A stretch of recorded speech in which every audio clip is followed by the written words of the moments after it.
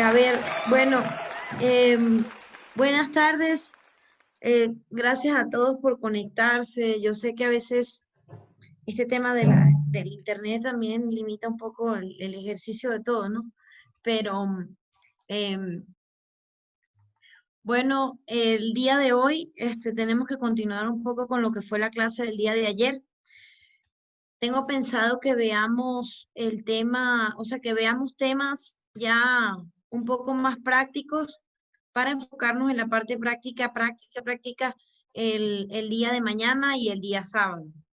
Entonces, quiero que terminemos hoy la versión teórica de lo que estábamos viendo ayer y que veamos algunos ejemplos ya con carácter práctico, con la intención de que ustedes también vayan viendo un poco cómo se desenvuelve estos temas. Yo les había pedido si podían un poco retomar algunos temas, algunos ejemplos que consideren importantes en el ámbito jurídico o que tengan dudas de si ese tema podría formar parte de un artículo científico, ¿no? Ayer vimos algunos ejemplos, sé que los vimos rápidamente, entonces, como los vimos rápidamente, tengo la intención de retomarlos hoy. ¿Qué vimos el día de ayer? Hablamos un poco primero de lo que era la investigación. Hablamos un poco también de lo que era la investigación en el ámbito jurídico. Dijimos que cuando investigábamos en el ámbito jurídico, mezclábamos conceptos que tenían relación de carácter científico con las leyes escritas, ¿no? Dijimos que cuando hablábamos de la investigación en el ámbito jurídico, teníamos siempre que establecer un sitio determinado, que significa que yo voy a establecer que voy a hacer una investigación en un lugar determinado. ¿Por qué? Porque el derecho puede ser una ciencia que esté extendida a nivel universal, pero se caracteriza porque tiene condiciones muy particulares en cada ordenamiento. Entonces eso significa que yo, a pesar de ser muy ambicioso, no puedo decir voy a investigar sobre todo el mundo, porque, porque hacer una investigación al nivel de pregrado o de posgrado o un tercer, cuarto, o los que conocen un quinto nivel, que sería un doctorado, aunque en Ecuador decimos cuarto nivel, doctorado y magíster, pero el título de doctor realmente es un quinto nivel académico. Entonces ya tener una investigación de ese nivel, con esa profundidad, para todos los ámbitos jurídicos del mundo es exagerado. No podría hacerse. Entonces, no digo que es imposible, pero sí es inviable. Entonces es preferible que siempre nos centremos en un ámbito determinado. Eso les decía yo ayer. Hablábamos siempre de la relación que puede tener el derecho con otras ciencias. Yo les decía que el derecho debe siempre tener relación con otras ciencias. ¿Por qué? Porque eso es lo que me permite a mí decir que el mundo jurídico tiene un acervo que se caracteriza por ser social. Entonces, al ser social, el derecho siempre se va a relacionar con lo que sea que le esté pasando al hombre, ¿no? Nosotros podemos incluso analizar cualquier cosa, podemos analizar incluso la viabilidad de cualquier tipo de norma jurídica en relación al efecto o al impacto que tiene en la sociedad. Entonces, eso era un poco lo que estábamos hablando el día de ayer. Yo les decía lo importante de una investigación. Alguien me preguntaba cómo podemos hacer para saber si la investigación que yo estoy realizando es una investigación original. Y yo les decía, o que no me estoy copiando de nadie. Yo les decía, la única forma de saberlo es que usted escriba cada línea, ¿no? Yo en este sentido soy muy tradicional. Es decir, hay programas para hacer las citas, hay programas para incluso para revisar los textos y todo esto, pero parece que yo he aprendido a hacer todo eso sola. O sea, no me gusta la utilización de medios electrónicos, no los desacredito tampoco, me parece que están muy bien, pero me parece que primero debemos aprender a hacerlo de forma manual, para después decir, bueno, hasta para verificar si está bien o no. Y otro comentario que hacíamos ayer es que por lo menos en el ámbito metodológico estamos en presencia de una modificación que hubo de las normas APA, que no fue una modificación así muy profunda. Yo parece que mañana cuando hablemos de ese tema, tengo allí por allí una página web que conseguí que establecía muy puntualmente cuáles fueron las modificaciones, pero no me fiaría entonces al 100% de utilizar ese programa del Word en el cual hablamos de la sexta edición de las normas APA, porque ya estamos en la sexta. Entonces ya desde allí no lo veo viable. Yo prefiero que aprendamos a hacerlo manualmente. Entonces, todas esas cosas que les indico son un poco una retroalimentación de lo que hablamos el día de ayer. Y también, por supuesto, vimos ejemplos, porque puede ser que lo primero que yo me plantee es la duda de qué es lo que voy a escribir. Yo en algún momento de mi vida, hace unos 5 años, eh, terminé la maestría y me faltaba hacer la tesis de la maestría y no sabía de qué hacer la tesis de la maestría, era que no tenía sinceramente ni una sola idea y no surgía nada, no había nada que yo dijera, esto yo lo sé, esto es lo que es importante, no, porque a veces nosotros decimos, ¿será que esto es una investigación? ¿Será que esto es lo que realmente yo estoy buscando para investigar? ¿Será que estoy equivocado? O sea, uno tiene siempre una duda. Entonces, siempre es difícil empezar, pero una vez que empecemos y una vez que ya tengamos una línea de investigación, ya cuando tengamos o manejamos una línea de investigación, nos hacemos conocedores un poco del tema. Alguien me preguntaba ayer qué es doctrina, cuándo soy doctrinario, cuándo soy científico, etcétera. Yo le decía, cuando ya usted es doctrina, significa que usted tiene un artículo. Y no importa que usted diga, bueno, no tengo los 12 artículos que debería tener para el concurso de méritos de oposición, tengo uno. Sí, pero ese un artículo lo convierte usted en un doctrinario porque algo dice allí que es de su producción intelectual. Entonces, por un artículo se empieza. Mercedes Navarro no empezó escribiendo en Scopus, no. Mercedes Navarro no empezó teniendo 3 libros, eso no nació así. O sea, todo va progresivamente dándose, aprendiendo poco a poco. Entonces, voy a compartir ahorita la presentación. Fíjense, esta es la presentación de ayer. Algunos me preguntaron o me pidieron que se las enviara. A ver, yo sí se las voy a enviar, pero no sé qué les parece esto. Lo que pasa es que cada día yo la modifico, porque soy como muy obsesiva, entonces le voy poniendo como otras cosas que consigo. Y no sé que se me ocurren así. Y no sé si podemos esperar hasta el último día para enviárselas, para enviarles ya una presentación definitiva de todo. O sea, lo que quiero que sepan que no es que se van a quedar sin la presentación, sí que se las voy a enviar porque obviamente, pero lo que les pido es que me tengan un poquito de paciencia porque quisiera que manejáramos un solo contenido que tenga todo, ¿ya? Entonces todo esto ya lo vimos ayer. Parece que quedamos aquí en esta parte de las ideas de la investigación. Entonces yo les decía que lo primero es generar una idea. El día de ayer les di algunas ideas de investigación. Por ejemplo, les hablé que podíamos hablar sobre el derecho a la identidad. ¿Se acuerdan? Les decía, ¿cómo garantizamos el derecho a la identidad de las personas en el mundo moderno? Esa sería para mí una idea, una posible investigación. Yo podría decir, yo tengo una identidad hasta qué punto en el mundo jurídico, hasta qué punto se me deja a mí ser yo. ¿Sí? Yo puedo tener un sexo, les decía, pero identificarme con otro modelo, con el otro sexo y decir, yo soy de sexo femenino porque biológicamente nací como mujer, pero me identifico como de sexo masculino. Es completamente válido, pero es completamente válido en la concepción moderna que tenemos el derecho. Ahorita decimos, el derecho a la identidad me genera la condición en la cual yo puedo establecer que mi posibilidad de ser yo mismo o mis derechos humanos o mis garantías universales están por encima de cualquier ordenamiento jurídico. Para la humanidad llegar a esa determinación no fue muy fácil. Acuérdense que pasamos por 2 guerras mundiales, por 2 conflictos que fueron sumamente profundos y que fueron más que todo conflictos étnicos o conflictos de diferencias raciales que existían entre los seres humanos. Y poco a poco, a través de distintos movimientos sociales y también de la modernización de todos estos conceptos, decimos, ahora vivimos en un mundo que tiene que caminar a ser más inclusivo. Fíjense, yo hablaba con mis alumnos el otro día sobre una propaganda que surgió de esa cadena H&M, que es una cadena de ropa que vende ropa así como a precios bastante accesibles, pero a la vez es muy popular. Y en esa cadena H&M yo veía que hubo una publicidad de un niño negro que decía The prettiest monkey in the jungle, el mono más bonito de la selva, pero la camisa era de un niño negro. Entonces, si no colocan en la camisa o no colocan en la foto a un niño blanco, sino que colocan a un niño negro, entonces es mantener un patrón. Entonces todos los negros son monos. Allí hay una discriminación. Actualmente decimos que no analizamos el derecho a la igualdad, sino que estudiamos a la igualdad al lado de la no discriminación. Y cuando hablamos de la discriminación, también puede haber una discriminación indirecta.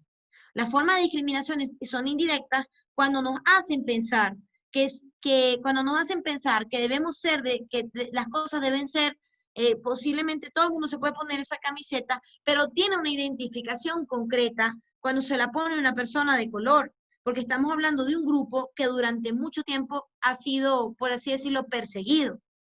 Actualmente estamos luchando a nivel mundial con cambiar estos conceptos.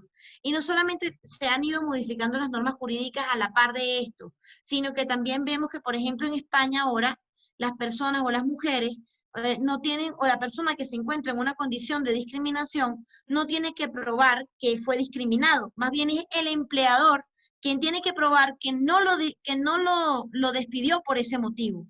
Porque ya con yo decir, es que me despidieron por ser mujer, es que me despidieron por ser extranjera, es que me despidieron por ser negra, es que me despidieron porque tengo una orientación sexual distinta. Entonces ya ahí, con que yo lo diga de esa manera, el empleador en España tiene una obligación legal de probar que eso no es así. Entonces, todas esas son temas, yo les decía ayer, cómo genero ideas para investigar. Entonces, yo para generar ideas para investigar, tengo que ver las cosas que están pasando en el mundo, las cosas modernas. Y todo lo moderno que está pasando le pasa también al derecho. ¿Por qué le pasa también al derecho? Porque entonces yo tengo que decir, tenemos que caminar hacia un mundo más inclusivo. Pero ¿cómo caminamos hacia un mundo más inclusivo? Tiene que ser al lado de las normas jurídicas. Nosotros tenemos una declaración de los derechos humanos que decimos es muy bonita, pero es una mera declaración. ¿Y qué significa con una declaración en el ámbito internacional? En el ámbito de derecho internacional, una declaración no tiene fuerza obligatoria. Pero los estados están siempre como, el estado siempre está como visto por la sociedad. Entonces se ve muy bien que Donald Trump salga diciendo por la televisión, no, es que yo estoy en desacuerdo con todos los conflictos raciales que existen, pero a la vez coloca a los niños inmigrantes en una jaula en la cual los separa de su familia y los trata como si fueran animales. Entonces, ese también es un tema que podríamos investigar. ¿Cuándo vamos a garantizar un derecho internacional para los migrantes? ¿Por qué no existe un derecho internacional para los migrantes? ¿Qué afectación puede tener en una persona el hecho de ser migrante? Ser migrante es muy difícil. Y no lo digo porque yo sea migrante solamente, ¿no? Lo digo porque los migrantes están condicionados a tres cosas, ¿no? Sobre todo a un estereotipo que tiene la sociedad de ellos que no les permite desarrollarse igual. Siempre van a ser vistos diferentes. Fíjense, a mí me gusta mucho, por ejemplo, vender cosas, pero yo vendo cosas por internet, porque lamentablemente hay personas que al escuchar mi voz no les gusta que yo no sea de aquí. Y esto es algo que se genera a nivel mundial, es una forma de discriminación. Entonces la sociedad de acogida tiende a rechazar al migrante. Y todas esas cosas tienen que garantizarse a través de normas jurídicas. Incluso las normas jurídicas pueden llegar a respaldar ese rechazo.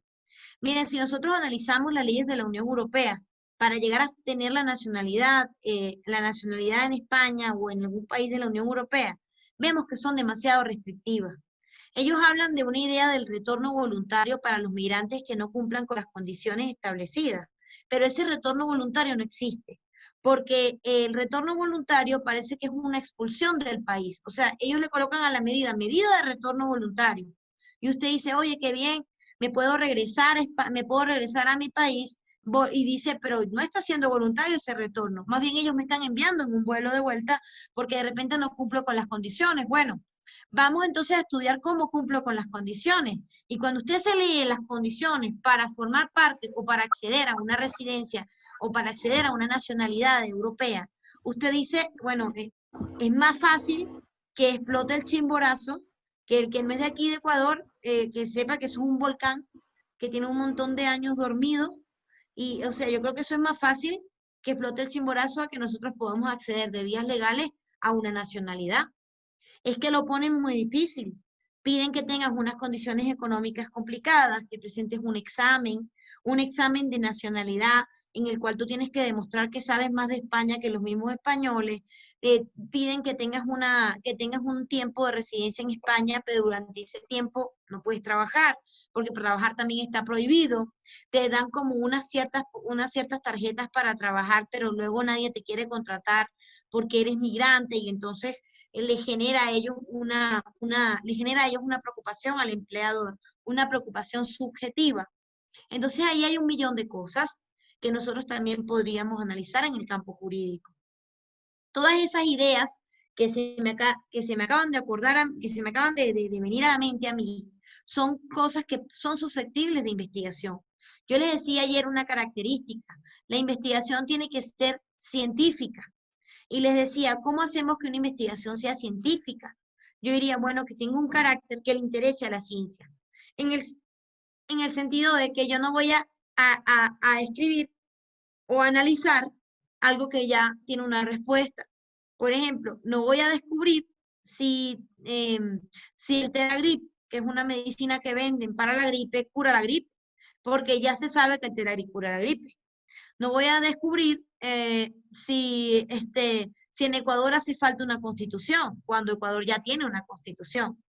Entonces tenemos que tratar de enfocarnos para poder generar una idea de investigación, tenemos que buscar ese tema que yo quiero investigar y analizar si ese tema tiene una relación que podría llegar a decir es científica esta relación.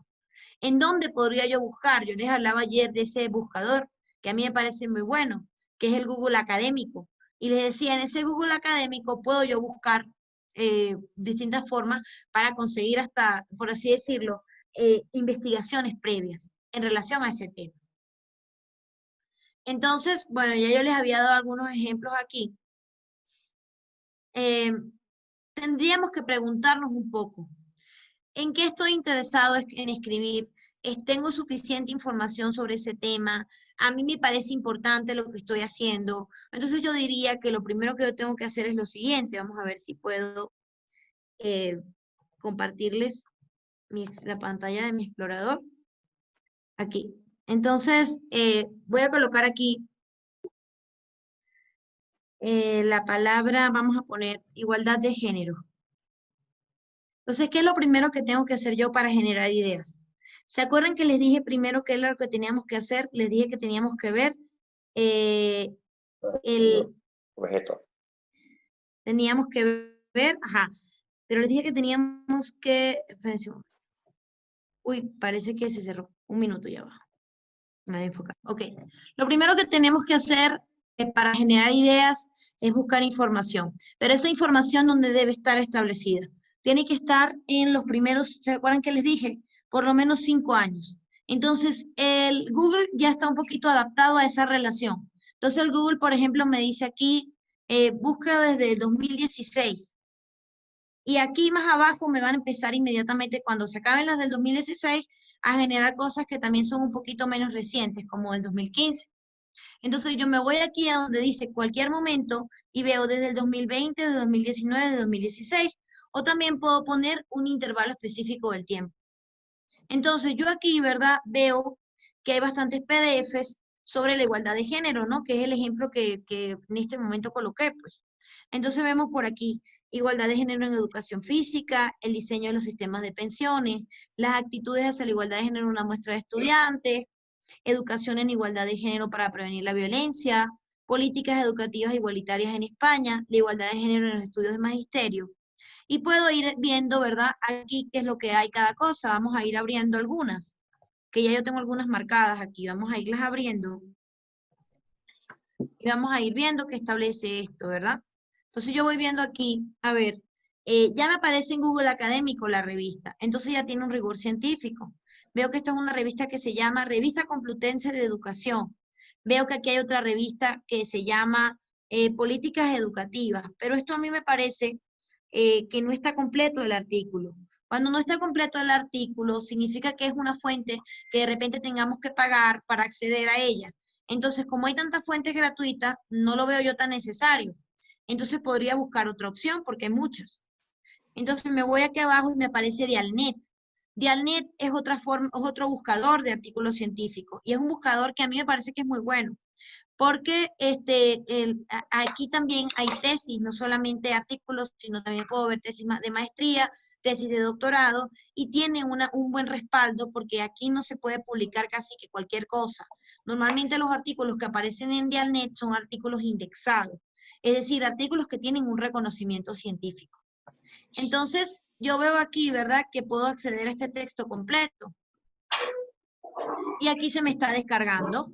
Y poco a poco voy viendo cosas, ¿no? Poco a poco voy viendo cosas. Veo aquí, por ejemplo, la educación en América Latina, los retos para la igualdad de género. Y aquí, el que no me lo han preguntado, pero miren, puedo mirar también el año en el que fue escrito el artículo.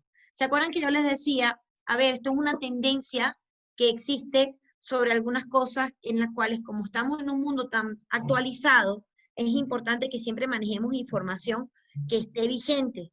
Entonces, para verla vigente, las normas establecen 5 años o 4 años, pero normalmente son 5 años que establecen las normas APA. Entonces, para esos 5 años, yo tengo que irme mirando qué artículo estoy utilizando.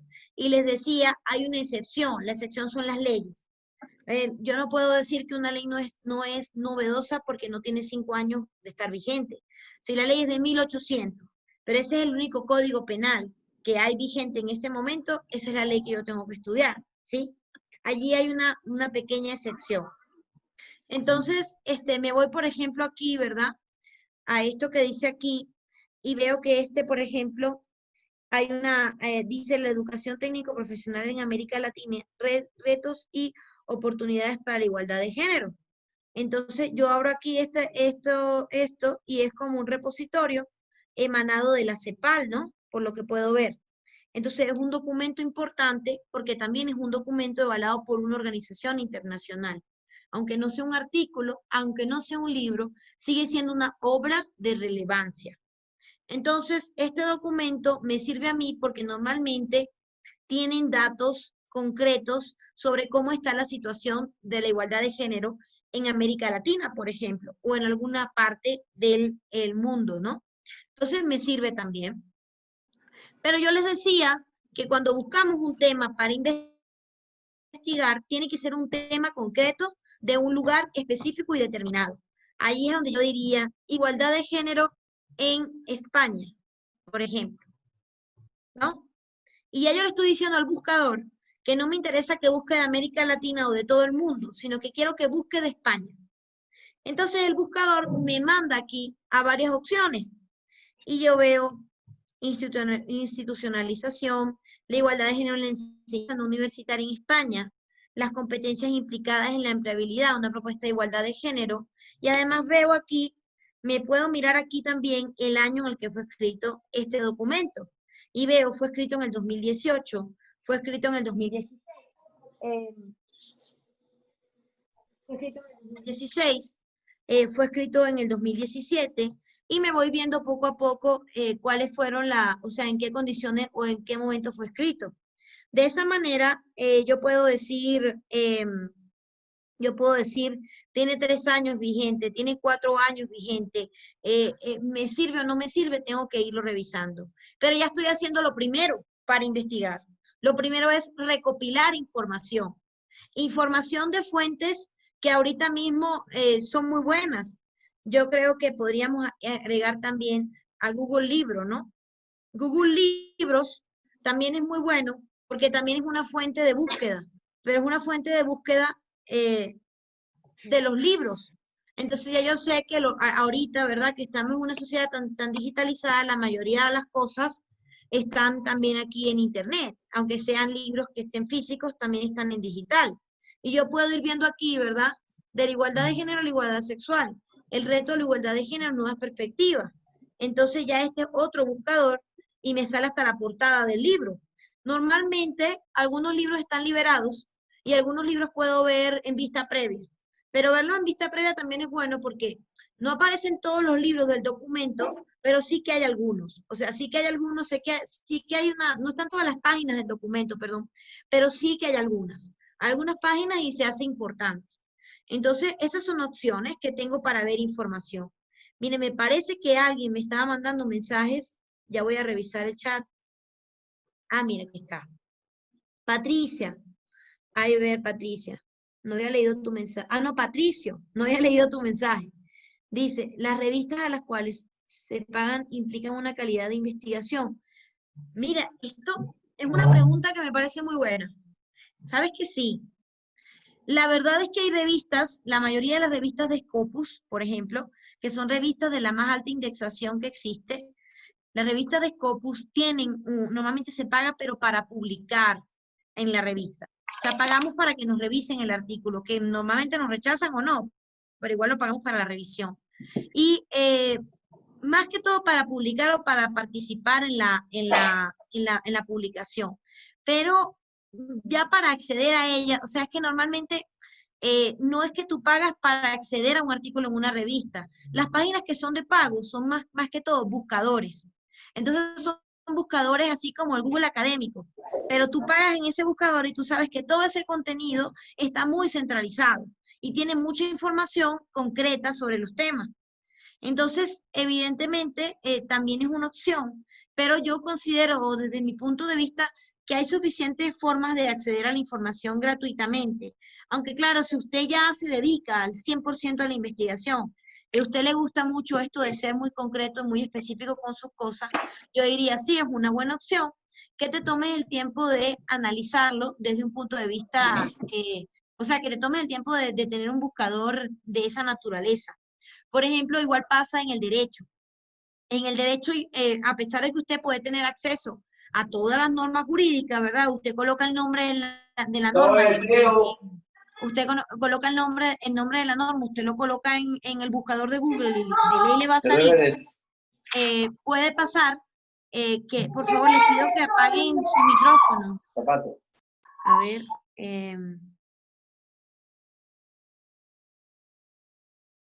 Entonces, así como les digo, usted puede acceder a la información de una forma más sencilla si usted tuviese un buscador de estos jurídicos en el cual usted paga, ¿verdad? Y tiene acceso a todas las leyes.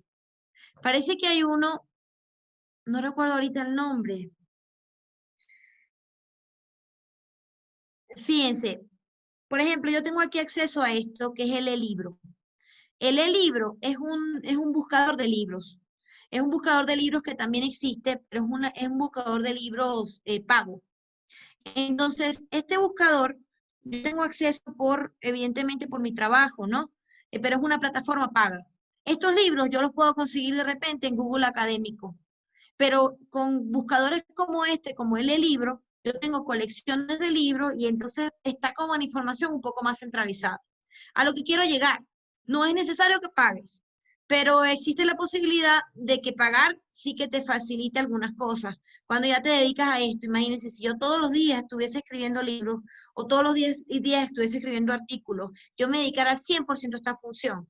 Yo diría, bueno, sería chévere tener un buscador como este, porque fíjense que como es una página paga, tiene algunas cositas que me ayudan, ¿no?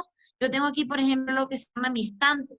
Y yo ingreso a mi estante y eso me permite a mí ver todos los libros que yo he consultado.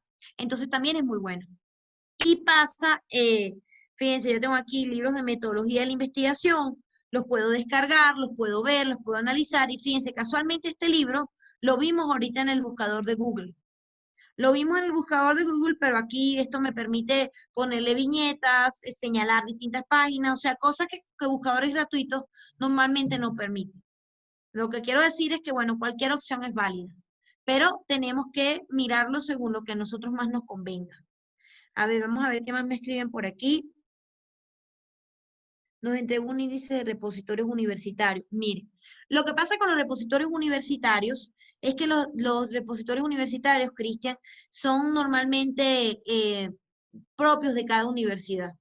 Entonces, incluso en ese sentido, no hay una unificación, por lo menos que sea de mi conocimiento, no existe una unificación en todos los criterios. Lo que tú puedes hacer es tratar de buscar el nombre del autor o el tema enfocado a esa tesis, por ejemplo, que tú quieras ver.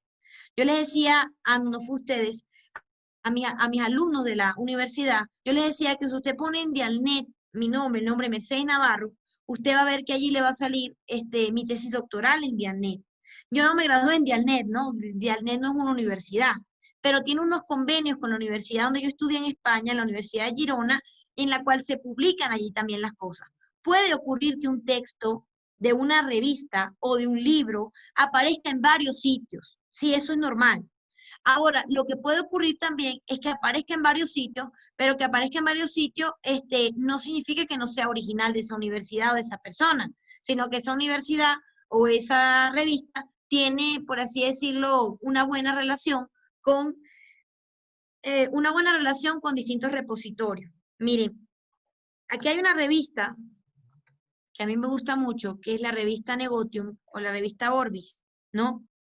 Eh, esta revista yo bajo aquí y miren todas estas, normalmente cuando yo ingreso a una revista, yo puedo mirar todos sus factores de indexación. Y yo digo aquí, mira, él tiene aquí una indexación con Redalyc, una indexación con Latindex, una indexación muy alta, que es la indexación de que está en la web de la ciencia, en Dialmar, en la red Iberoamérica, en la Acción Digital. O sea, tiene una buena relación con bastantes páginas web. Cuando yo accedo a ver toda esta información, yo digo, wow, cada vez que yo entre en alguno de todos estos buscadores, van a aparecer va a aparecer esa revista Orbis o las personas que escriban en esa revista Orbis. Precisamente porque nos referimos o estamos en presencia de una revista que tiene una buena relación con todas estas condiciones. Entonces, esa es un poco, quería mostrarles un poco cómo se veía o cómo se buscaba información. Entonces, claro, que yo quisiera que lo viéramos más ampliamente, ya cuando veamos la forma de escritura de artículo, etcétera, ya al final que volviéramos a retomar esta idea de cómo veo esto de una forma más amplia. Pero me gusta mucho que empecemos así, porque tenemos que quedarnos con la idea inicial. Entonces, repitiendo un poco, les decía, lo primero que tenemos que hacer es buscar información. Yo busco información en fuentes que de verdad sean verificables, así sea científica o académicamente. Y una de esas fuentes, para mí, la principal, yo busco todo en Google Académico, porque es sencillo el buscador, porque es fácil de acceder, porque me permite ver las condiciones que tiene ese estudio y sobre todo porque me da acceso a muchas otras leyes o a muchas otros sitios web. Puedo entrar también a cosas que ya son determinadas. Dialnet, por ejemplo, les abrí. Podemos entrar a esta red iberoamericana que sale aquí. Podemos entrar a Latindex, podemos entrar a Redalyc. Y todo eso son fuentes científicamente comprobadas que me sirven para mi investigación. Lo importante es que yo me abro una carpeta en mi computadora en la cual yo digo, voy a abrir esta carpeta y esta es una carpeta de todas las normas de igualdad de género. Esta es una carpeta de todos los artículos que yo me conseguí. Cuando yo estaba escribiendo mi tesis, yo abrí una carpeta también. Y esa carpeta, que creo que se llamaba tesis de doctorado, tenía unos 50 documentos de todas las cosas que yo había conseguido para escribir la tesis. Y como lo primero que tenemos que hacer es irlo mirando, yo lo digo así, irlo mirando, es ir revisando así por encima, yo lo fui revisando por encima y a medida que iba escribiendo la tesis me acuerdo, ¿no? Oh, es cierto, yo la otra vez, hace 6 meses, había descargado un informe de la ONU sobre este punto que acaba de surgirme esta duda. Y me voy a ese informe de la ONU que tengo descargado en mi computador y tengo la información allí. Entonces, es una forma de ir recopilando, teniendo en cuenta que les decía, los años, teniendo en cuenta también el tiempo de duración del estudio y teniendo en cuenta que les decía yo, el campo de aplicación del estudio. Es decir, yo voy a hacerlo sobre Ecuador, entonces no me puedo mirar información sobre España, porque a menos que yo vaya a hacer un estudio comparativo, no es muy pertinente. ¿Sí? Entonces, este, vamos a seguir aquí con las diapositivas. Quiero preguntarles hasta ahora si tienen alguna duda, aparte de las personas que me han mandado por aquí mensajitos. Vamos a ver un mensajito. Recomienda Bilet. Sí, o sea, a ver, yo recomiendo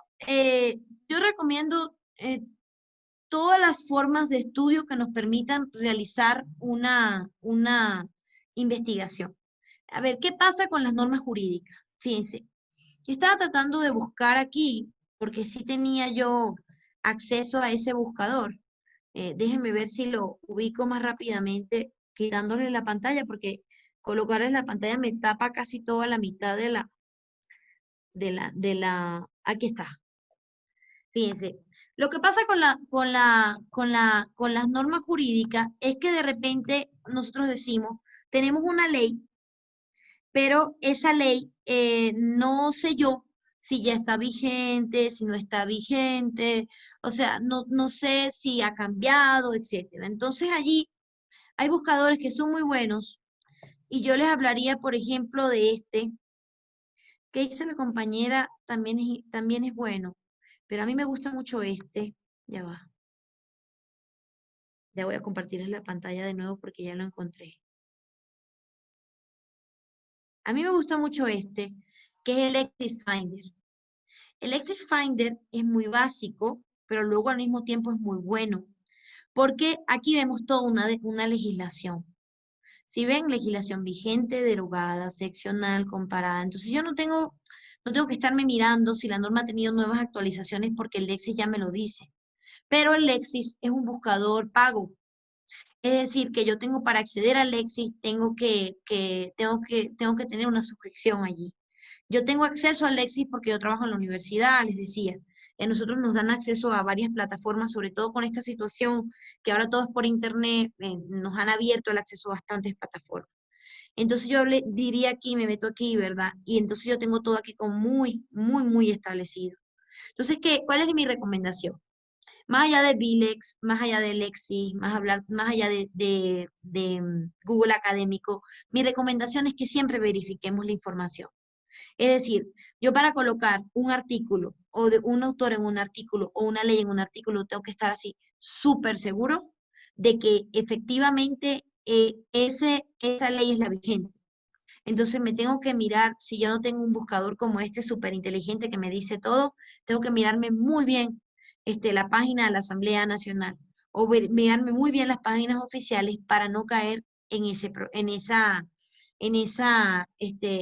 error de trabajar, por ejemplo, con una ley derogada o con una ley que ya no es la que está vigente en ese momento. Entonces, esa es mi recomendación. Entonces, bueno, me he extendido un poco con esto porque quería que lo viéramos así. Vamos a ver, ahora pueden ver mis diapositivas nuevamente, ¿o no?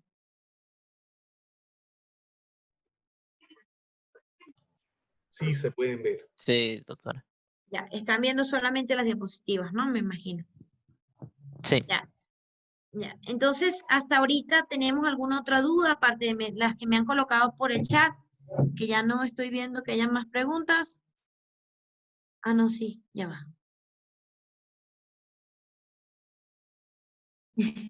Mucha gente investiga nuestras leyes del siglo XX frente a la realidad social del siglo XXI. Sí, y a veces la sociedad también tiene una percepción del siglo XX que es muy distante de la sociedad del siglo XXI. Lo que pasa es que lo que le pasa a la sociedad del siglo XXI es que parece que va como muy rápido, ¿no? Evolucionando muy rápido. Y entonces algunas cosas desconocidas nos asustan. Cuando la ONU recientemente modificó sus normativas internacionales para hacer frente a la crisis del COVID, le dijo, colocó en las normativas que los países que tienen funciones cerradas para el aborto, deberían abrir la posibilidad para el aborto. Y ahí salieron un montón de personas, activistas, etcétera, en pro del derecho a la vida y tal, a decir, no, la ONU se está aprovechando de la situación para, para cambiar las normas y para exigir a los países que se comporten en relación al aborto, etcétera. Y yo sé que es un tema que genera muchísima controversia, pero es que yo, a ver, personalmente estoy en desacuerdo de todo lo que sea impuesto. Entonces, yo creo que aunque sea un tema que genera muchísima controversia, decir que la ONU no es tan descabellada con esa decisión, porque incluso estamos en presencia de una situación en la que no sabemos si la vida de una persona ya de por sí está en riesgo. Entonces, si yo siento que a raíz de esta crisis mundial perdí mi trabajo no tengo condiciones para comer, no tengo condiciones para vivir, de repente fui víctima de una violación, o de repente simplemente tuve relaciones sexuales y no esperé quedar embarazada. O sea, si me pasan algunas cosas, no es tan descabellado que esté permitido el aborto en una condición como esta. Porque si voy a traer, o en cualquier condición desde mi punto de vista, si voy a traer al mundo una persona que yo no voy a poder mantener, entonces ¿para qué voy a traerla? ¿Para que sufra? No tiene mucho sentido. Hay suficiente gente sufriendo ya. Entonces, son temas que sé que son sensibles. Y cuando un tema es sensible, es preferible tocarlo con mucha delicadeza. Entonces, yo creo que sí, que hay medidas jurídicas que se aplican en condiciones, entre las cuales yo creo que a veces, yo les decía ayer, ¿no? Una cosa es los científicos calculando mal la velocidad a la que giran los planetas unos a los otros, y otra cosa es un juez calculando mal una ley, porque entonces es ley a pesar de todo. Cuando yo les decía eso, pues me refería a este tipo de temas que son sensibles y que de repente tenemos que tocar con mucho tino. Entonces, bueno, ¿alguna otra duda para continuar o comentario que quieran hacer? ¿Una duda, un comentario? Bueno, sigamos aquí. El problema de investigación. Del problema hemos hablado, yo creo que es suficiente. Decimos, ¿cuándo hay un problema? Yo les decía, para que haya un problema, primero tengo que mirarme qué información hay. No voy a resolver la legalización del aborto en España cuando en España ya el aborto está legalizado. O sea, eso, no hay un problema allí. Puedo ver si la incidencia que tiene esa norma en la sociedad, eso es otra cosa. Pero decir, voy a tratar de solventar la posibilidad de que en España se modifique la norma y haya el aborto. Ya en España hay el aborto. Entonces ya tiene que haber un problema cuando efectivamente hay algo de lo cual yo pueda investigar, pero yo para esto tengo que informarme. Es decir, tengo que saber muy bien qué es lo que voy a establecer o en qué condiciones voy a establecerlo. Para yo informarme, ingreso a un buscador en internet o me voy a la biblioteca cuando se podía. Me voy a la biblioteca y me miro los libros que hay actualizados sobre ese tema y veo si ese tema es factible para que yo realice una investigación. Miren, puede ser que en ese tema hayan 10.000 investigaciones y yo diga, bueno, me parece que no es muy novedoso, entonces yo voy a dejar esto así. O puede ser que hayan 3 investigaciones y digo, me parece que esto es demasiado específico. Voy a dejarlo así porque no hay tanto que se ha dicho y no es tanto lo que yo pueda decir. O puedo decir, bueno, hay tanta información que sí me sirve para mi trabajo. O de repente puedo decir, bueno, yo quiero enfocarlo de otra manera, no hacia la legalización del aborto, porque el aborto ya está legalizado, sino hacia la incidencia social que ha tenido la legalización del aborto en España. Acuérdense que yo les decía que este es un tema que todavía no se ha resuelto a nivel mundial, igual que el mismo tema de muchas cosas. Yo podría hablar la adopción de las personas homosexuales, que una persona homosexual tenga acceso a la adopción de un niño, por ejemplo. Eso es un tema de estudio que podría ser importante en el mundo jurídico. Ahorita decimos que todo es COVID, COVID, COVID, COVID, y por todos lados vemos el COVID, el COVID, el COVID. Pero también hay otros temas que siguen siendo palpables, ¿no? Y hay personas que en el medio de esta crisis la tienen mucho más difícil que otras personas. Porque si nosotros analizamos el último informe que hizo la Organización Mundial del Trabajo, la Organización Internacional del Trabajo, la OIT, sobre las proyecciones de desempleo para este año, para el año que viene, bueno, y empezando este año, diríamos que establecen que las personas mayores, que las personas migrantes, que las mujeres lo tienen mucho más difícil. Y tienen una mayor, están más propensas al desempleo. ¿Por qué? Fíjense, al desempleo y a la enfermedad, dice la OIT. Porque imagínense, por ejemplo, que yo sea doméstica. Es decir, yo me dedico a limpiar casas. Entonces, yo vivo en una casa y mi función es limpiar esa casa. Pero una persona se enferma de COVID en esa casa. Y la dueña de la casa me dice, ahora usted le va a cuidar, porque nosotros no podemos cuidarle, le va a cuidar usted. Entonces, la doméstica es un personal, yo tengo un estudio sobre esto, la doméstica es un personal que está más propenso y vulnerable ante cualquier eventualidad y que además no tiene casi protecciones jurídicas. ¿Por qué no tienen casi protecciones jurídicas? Porque el legislador establece una protección respaldada por una inspección del trabajo. Pero ¿quién va a ir a revisar tu casa a ver quién está trabajando ahí? La inspección del trabajo es un concepto común de las empresas. Es decir, usted va a la empresa a inspeccionar si efectivamente el trabajador tiene condiciones salariales, está inscrita en el seguro social, etcétera, etcétera, etcétera. Pero usted no va a ir a la casa de Mercedes Navarro a ver si Mercedes Navarro tiene 3 empleadas, porque capaz ni sabemos que tiene esas 3 empleadas. Ahora esa empleada se ve en una condición en la cual tiene que atender a ese enfermo. Entonces está mucho más vulnerable, sin posibilidad de decir que no, porque de paso no tiene muchas condiciones para buscar otro trabajo, porque de paso estamos en el medio de una pandemia en la cual no se puede salir y una persona desconocida pues no le va a dar trabajo en su casa sin saber de dónde viene ni qué condiciones de salud tiene. ¿Sí? Entonces el empleo de las personas vulnerables es otro ejemplo más que podríamos establecer para analizar. Entonces, bueno, sigo por aquí. Entonces, ya les decía, lo importante de un problema es que sea científico. ¿Cómo hacemos que ese problema sea científico? Tenemos que analizarlo. Yo les colocaba un ejemplo. Existen importantes limitantes para la igualdad de género entre la población femenina en la provincia del Chimborazo, en Ecuador. ¿Es un problema este? Sí, es un problema. ¿Por qué es un problema? Es un problema porque ya me está dando a mí la idea de que yo busqué información. ¿Se acuerdan que colocamos en el Google, colocamos igualdad de género? Entonces yo busqué información, yo analicé esa información y yo digo, aquí está mi estudio. Yo voy a hablar sobre la igualdad de género en la provincia del Chimborazo, en Ecuador.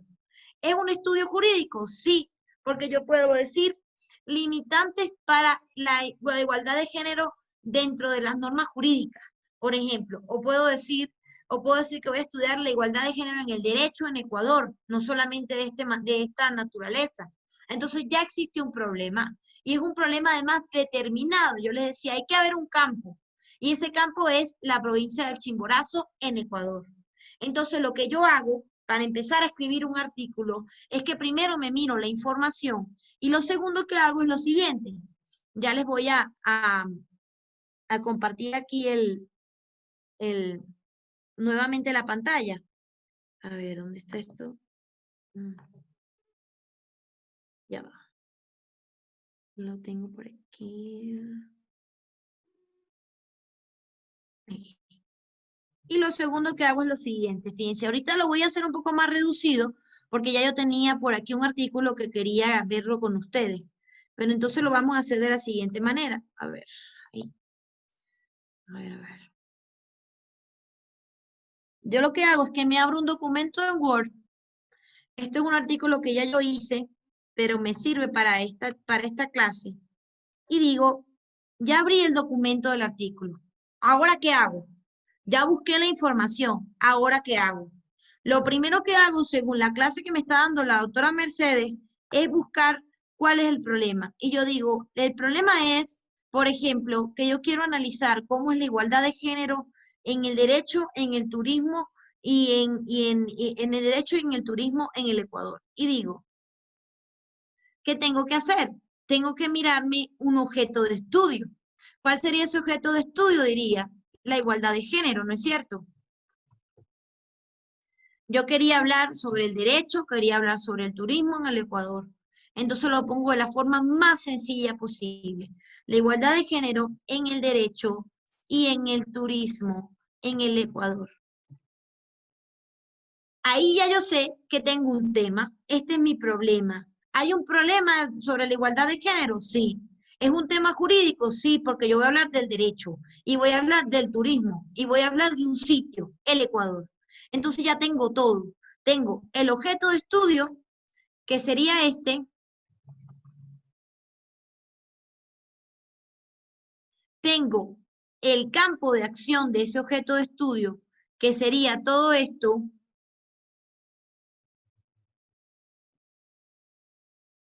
Y tengo un problema establecido.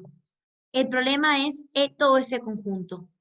¿Hay un problema? Sí, porque la igualdad de género se puede estudiar. Yo no voy a estudiar algo que, no voy a resolver una situación que ya sea que ya se ha resuelto o que no sea un problema. ¿Qué no sería un problema? Decir, por ejemplo, la posible legalización del aborto en España. Este es un ejemplo que les venía dando. ¿Por qué yo no puedo hablar de la posible legalización del aborto en España?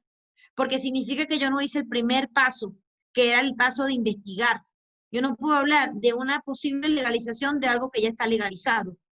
Entonces esto no vale. Y yo tengo aquí ya un posible título, y digo posible título porque ya vamos a ver qué condiciones debe tener un título. Un posible título de investigación. A ver qué me escriben por aquí. El problema que hace referencia constituye un planteamiento de problema. Sí, a ver, Martín. Martín me pregunta que si el problema al que yo hago referencia es un planteamiento del problema. A ver, pasan muchas cosas con esa forma de decirlo. Lo que pasa es que acuérdense que estamos escribiendo un artículo, ¿ya? Los artículos tienen una estructura en la cual no está normalmente, ¿no? Consideran un planteamiento del problema. Pero aunque en el artículo yo no vaya a escribir esto y voy a poner aquí planteamiento del problema, aunque yo no escriba esto, yo sí que me lo tengo que plantear. Es decir, como investigador tiene que haber un problema para llevarlo a cabo. Aunque en el artículo, en la forma moderna que tiene un artículo, no va esta denominación, porque esta es una denominación que yo normalmente utilizo para las tesis. ¿Ya? Ya vamos a ver que hay varios tipos de documentos científicos, entre los cuales se incluyen los artículos y las tesis. ¿Ya? Entonces, seguimos aquí. Ya yo tengo algo por ahí hecho hasta ahora, ¿no? Es poco, pero es algo. Entonces, sigo aquí. ¿Están viendo nuevamente mis diapositivas? Pregunto.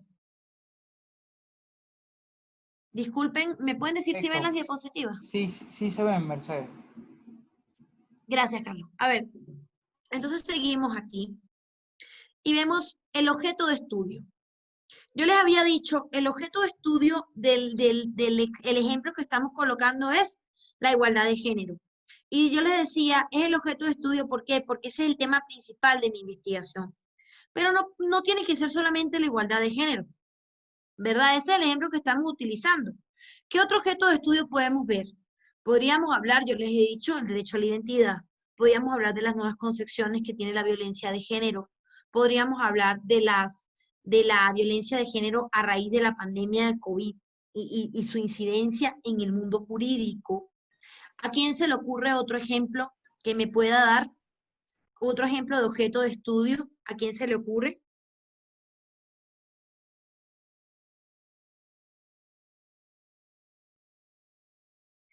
A ver, de lo que les había pedido que buscaran alguna información, ¿a quién se le ocurre algún ejemplo?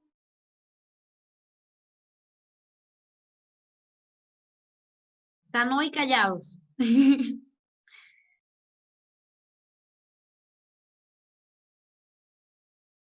A ver. Doctora, Dígame. sí, Cristian. podría ser un objeto de estudio la vulneración de los derechos de los niños, niñas y adolescentes en el acceso a las tecnologías de la información dentro del territorio del Ecuador. ¿Y cuál sería el objeto de estudio? El objeto de estudio sería ahí los niños, niñas y adolescentes, o la vulneración de los derechos de los niños, niñas y adolescentes. Como usted dice exactamente, usted lo está planteando de una forma muy concreta. ¿Por qué? Porque me está hablando de tecnología, me está hablando de los niños y me está hablando además del sitio en el que yo voy a hacer ese estudio. Es bueno que lo planteemos así, ¿por qué? Porque el rato que yo leo ese trabajo, así yo leyendo el título, a mí me tiene que quedar muy claro a qué haces tu referencia. Entonces, cuando tú dices es ese título así tal cual, yo lo leo y digo, sí, efectivamente ya sé a qué se refiere este investigador. Y yo tengo la expectativa, porque a veces no es así, pero yo tengo la expectativa de que si yo me leo ese trabajo, va a estar todo enfocado concretamente a esos temas de estudio. Vamos a ver qué más me dicen por Doctora, aquí. Buenas noches, Patricio Sánchez. Patricio, ya. Estaba a punto de leer. No me escribiste tú. Dime. Sí, ya. Dale ahorita la de los demás. El tema mío sería la firma electrónica en el acto de consentimiento de los contratos. Yo soy notario público y hay una posible reforma a la ley notarial donde habla del consentimiento y la identidad en la firma electrónica. Mi tema sería la firma electrónica en los contratos de compraventa. El objeto sería, ¿es factible que una firma electrónica sea la garante de la identificación, consentimiento y voluntad de las partes? No sé si estará bien planteado ese tema. Tendríamos que hablar solamente sobre la incidencia de las reformas legales en relación a las firmas electrónicas a raíz de la pandemia del COVID.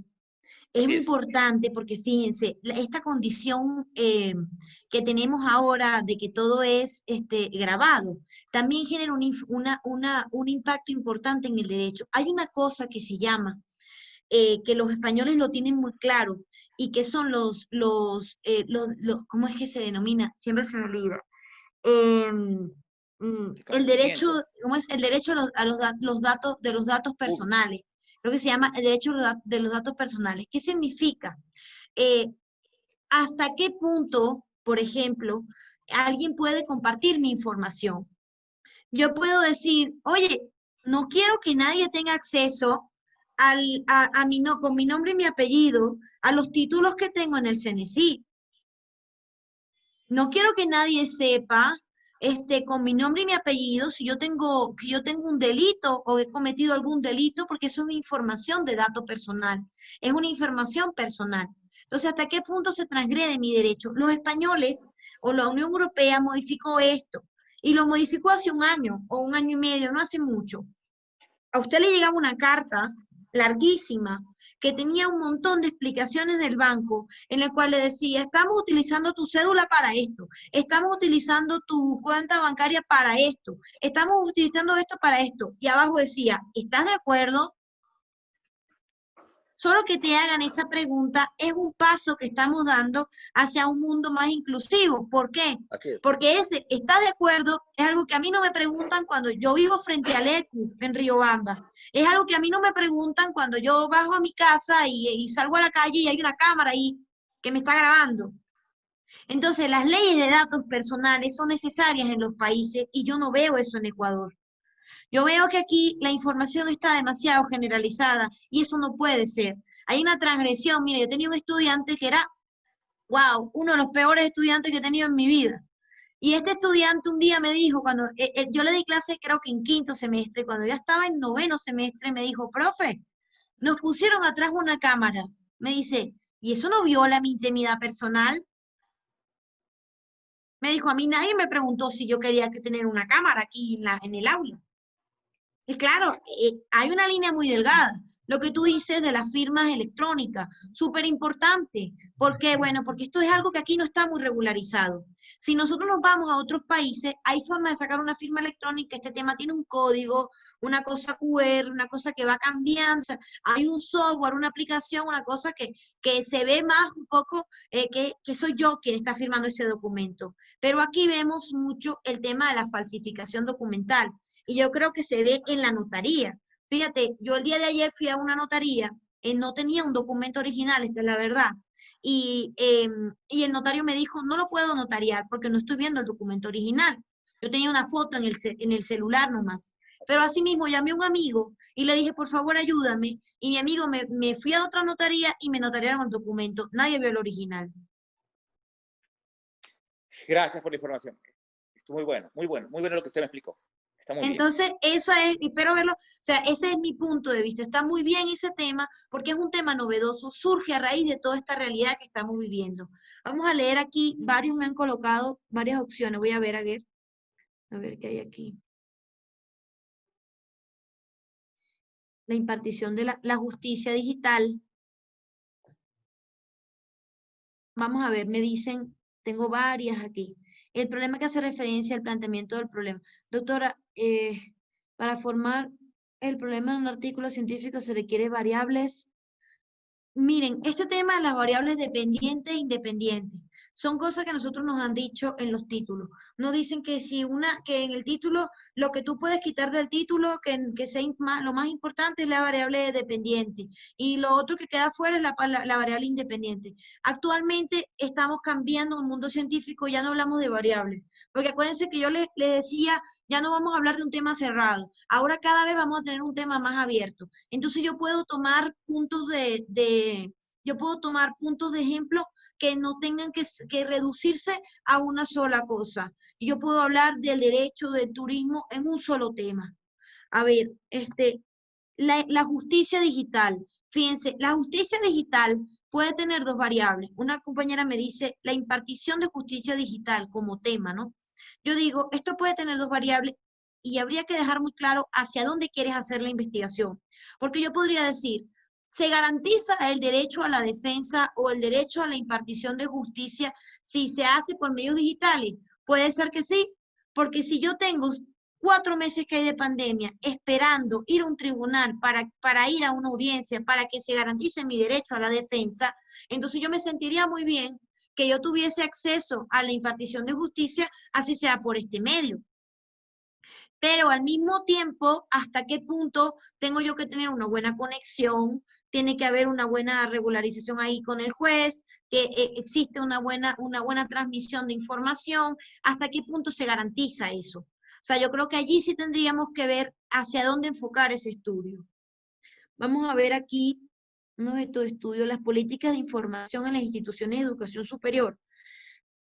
A ver, las políticas de información en las instituciones de educación superior en el Ecuador. Este tema también tendríamos que colocarlo de una forma más concreta, porque políticas de información, ¿en qué sentido? O sea, estamos haciendo referencia a el tema de que todo está ahorita de forma digital. Entonces yo podría hablar de la implementación de tecnologías de información en las instituciones de educación superior. Allí sí hay un problema. ¿Por qué? Porque ahorita estamos en una realidad en la cual no todo el mundo tiene acceso a Internet. Miren, uno cree que porque yo estoy aquí, ¿verdad? Y ustedes me ven aquí por la cámara y yo los veo por la cámara y tenemos así como una comunicación muy buena, todo el mundo vive así, ¿no?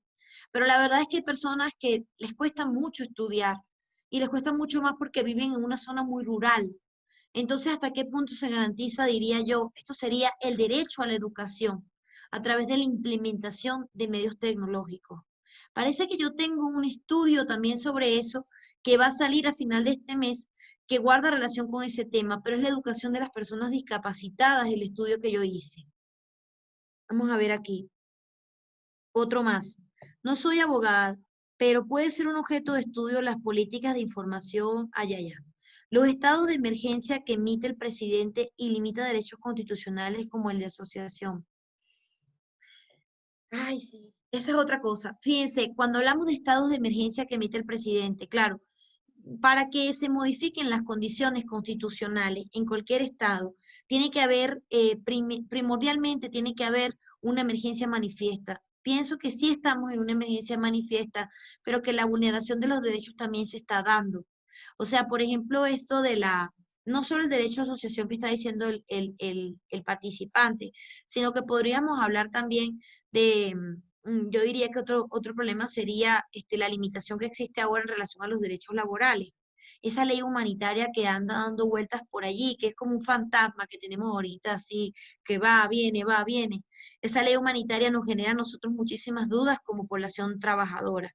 Y eso tendría que verse hasta qué punto estamos favoreciendo al empresario y no al trabajador, cuando tenemos una constitución que se supone que es garantista. A ver, las condiciones de las personas con enfermedades catastróficas frente a la pandemia del COVID y el derecho a la salud en Riobamba, sí.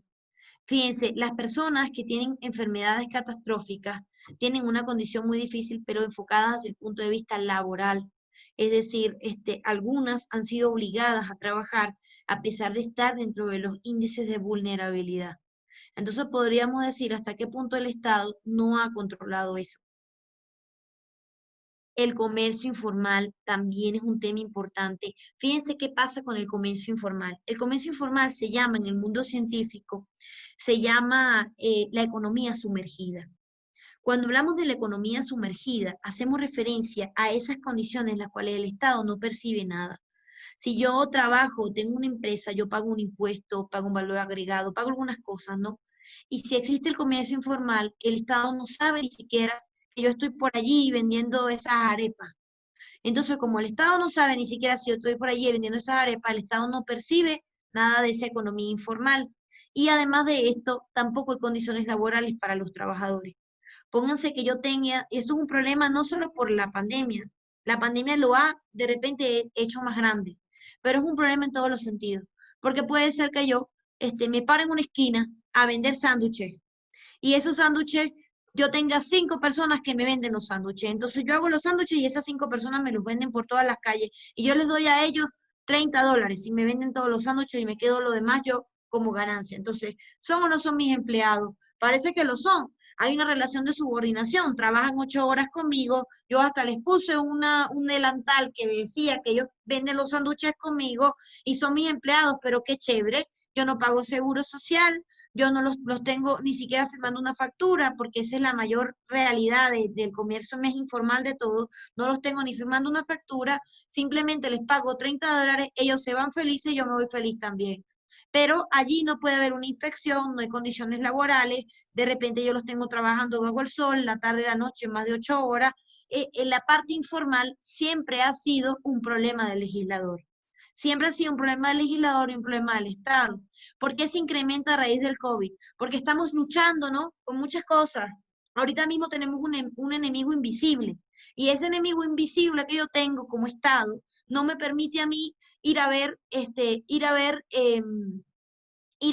está pasando con otras realidades. Si yo estoy allí enfocando todos los recursos hacia la salud, descuido los otros aspectos del Estado y se genera un desorden o un desastre.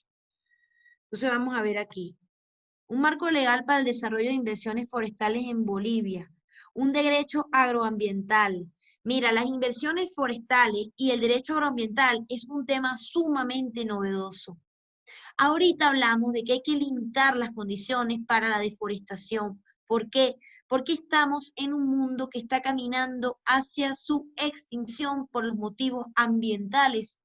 Hasta antes de que pasara la pandemia, yo le decía a mis alumnos, el problema ambiental es el problema más grande que tenemos en el mundo. ¿Por qué? Fíjense, en el año 2017, cuando las Naciones Unidas se sentaron a hablar sobre los derechos, los objetivos del milenio, los más grandes e importantes desafíos del mundo, dijimos, ya no se van a llamar los objetivos del milenio, se van a llamar los objetivos del desarrollo sostenible. Y de esos 17 objetivos, 8 objetivos guardan relación con el problema ambiental, porque efectivamente el mundo jurídico se ve ante la realidad de que nunca hemos controlado el 100% eso, de que hay países que son altos contaminadores y que no tienen ningún tipo de regulación porque ni firman los tratados o si los firman no los ratifican, entonces no se obligan a esas condiciones. Y vemos también que hay países que están caminando hacia su verdadera extinción, los primeros en caer, como diría yo, que serían los Países Bajos. Fíjense, yo les decía ayer que hay partes en los Países Bajos, calles donde usted no puede cruzar.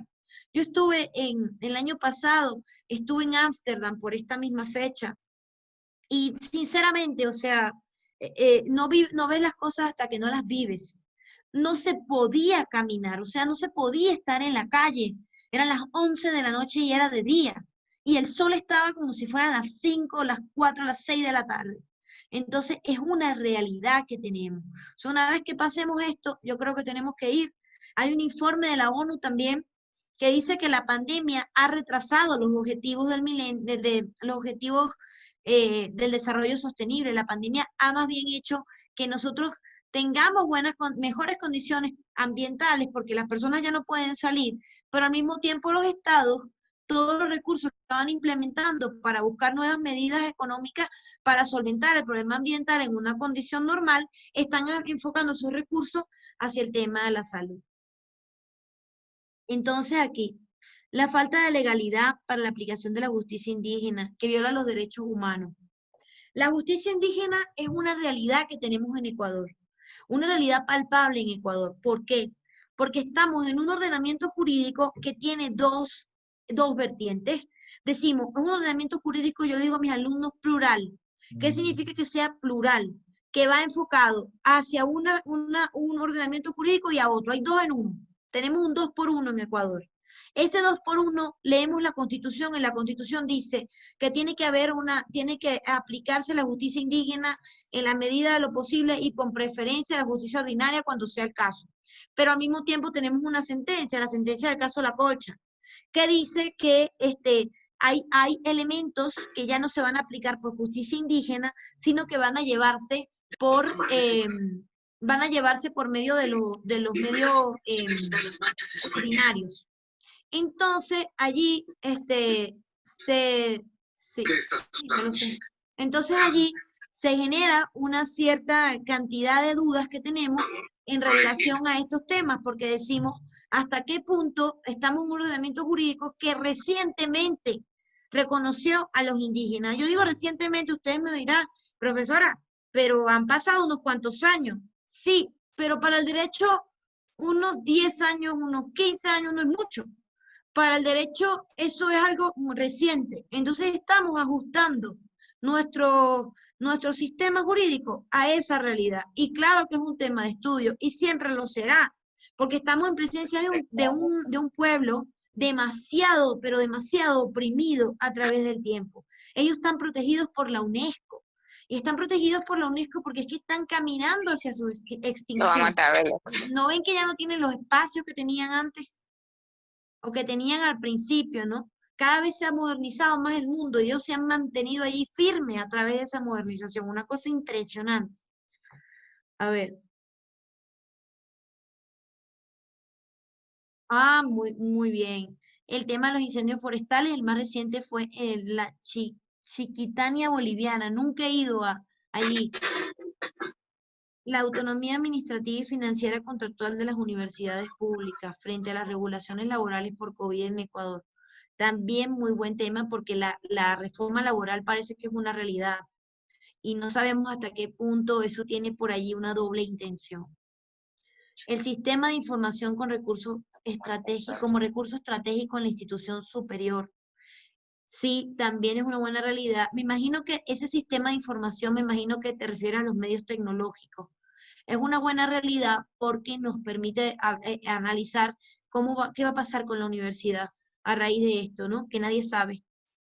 La jurisprudencia de la sentencia de la Corte Interamericana de Derechos Humanos y su aplicación en las resoluciones de la Corte Constitucional de Ecuador.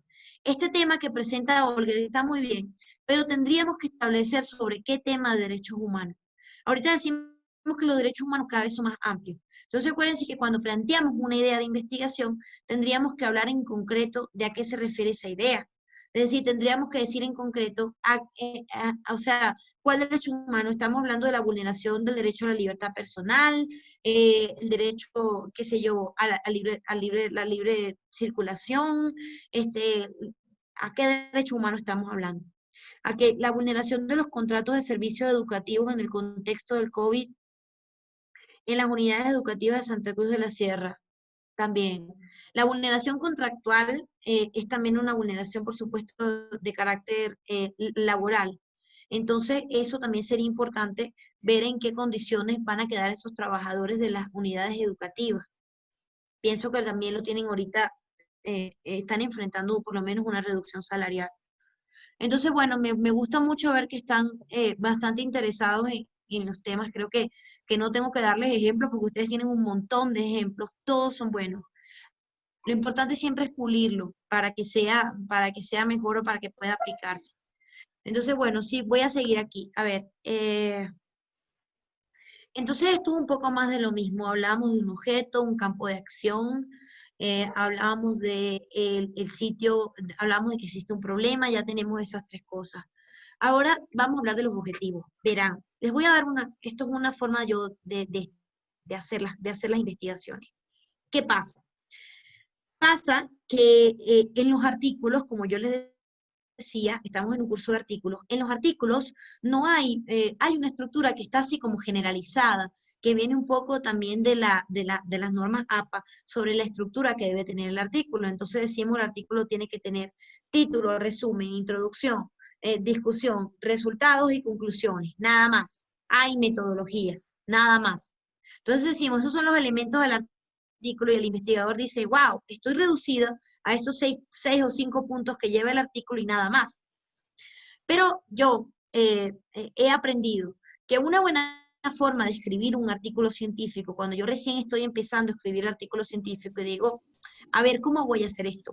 Yo digo, una buena forma es plantearme que existan objetivos. Así sea que yo me plantee los objetivos a título personal y luego ya cuando ya salga publicado el artículo, yo lo envíe a la revista, yo borré eso, ¿no? Lo puedo borrar. Pero antes de borrarlo, yo podría decir, bueno, no lo voy a dejar aquí para yo guiarme en el desarrollo de mi investigación. Entonces, fíjense, lo primero es plantearse un objetivo general. ¿Por qué me planteo un objetivo general? Yo les coloco aquí, ¿qué resultado voy a lograr y para qué? Entonces yo les tenía por aquí un ejemplo que había hecho en el artículo que les decía, que este artículo lo escribí yo de esa misma manera, porque incluso cuando coges mucha experiencia, pienso que tienes que seguir comportándote como un principiante, a pesar de que tú estés empezando, tengas muchos artículos y tengas mucha experiencia, tienes que seguir viéndote como que estás aprendiendo cada día algo. Y el aprender significa equivocarse y el equivocarse significa tener algunas cosas presentes. Entonces yo tengo siempre todo presente como si fuera el primer día que me senté a escribir algo. Y digo, aquí está, ¿verdad? Este tema que se llama la igualdad de género en el estudio, en el derecho y en el turismo del Ecuador. Y digo, me voy a plantear entonces para este tema, y lo tengo ya aquí, me voy a plantear para este tema un objetivo general y unos objetivos específicos. ¿Por qué? Porque esta va a ser mi manera de construir esta investigación. Lo primero que hago es plantearme un objetivo general. Mi objetivo general va a ser analizar la igualdad de género en el derecho y en el turismo en el Ecuador. No sé si están viendo todo el documento de Word que tengo abierto. ¿Sí lo están viendo o no? Sí, doctora. Sí, lo estamos mirando. Ya. Entonces, mi objetivo general va a ser analizar la igualdad de género en el derecho en el turismo en el Ecuador. ¿Y por qué me lo planteo así como una idea muy inicial? Porque esta va a ser mi manera de decir, yo voy a llegar allí. Y mientras yo siga escribiendo el artículo, yo voy a seguir subiendo a esas páginas, esta es la página 6, ¿no? A esa página donde yo tengo ese objetivo. Y yo voy a seguir diciendo, yo quiero llegar allí. Y para eso yo escribo un objetivo general. Y ese objetivo general es igual a mi título. Porque mi título efectivamente es el título principal, ¿no? De esa investigación. Y ese objetivo general va a estar respaldado por un verbo.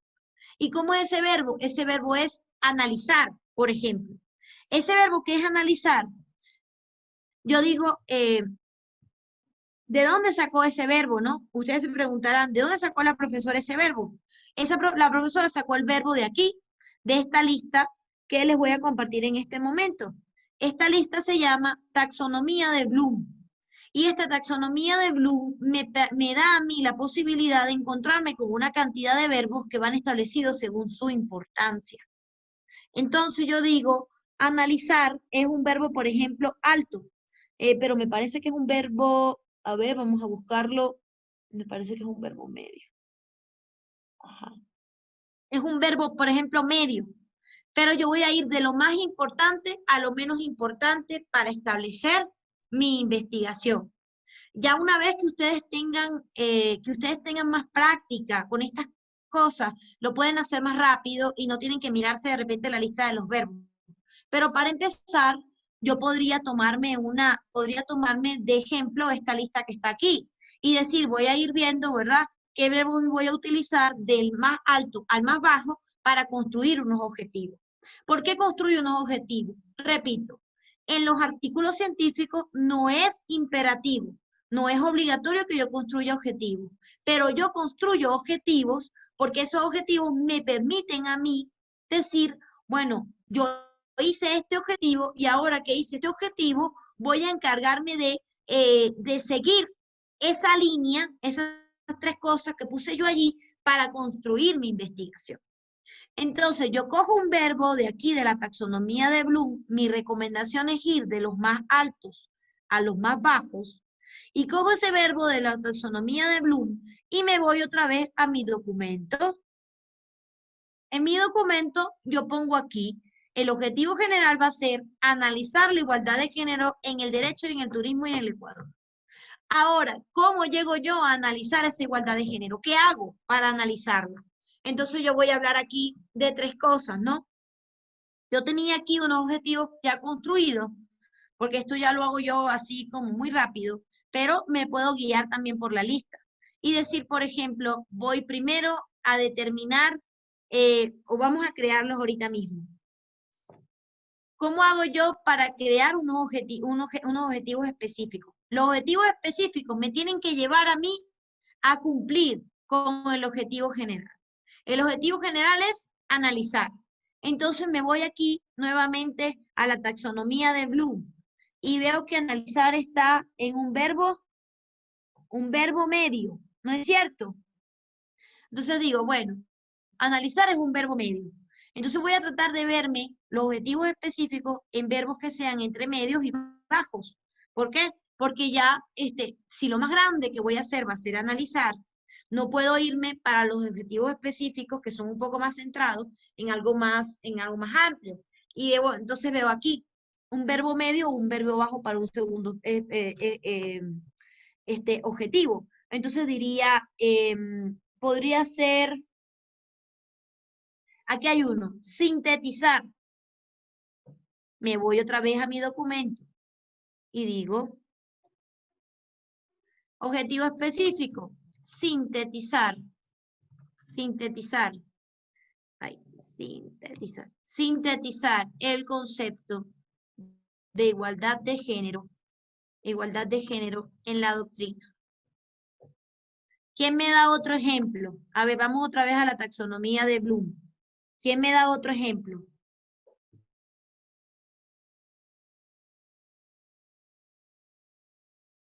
¿Quién me da otro ejemplo? A ver, de esta lista que tenemos aquí, según las indicaciones que les he dado. ¿Quién me dice algo?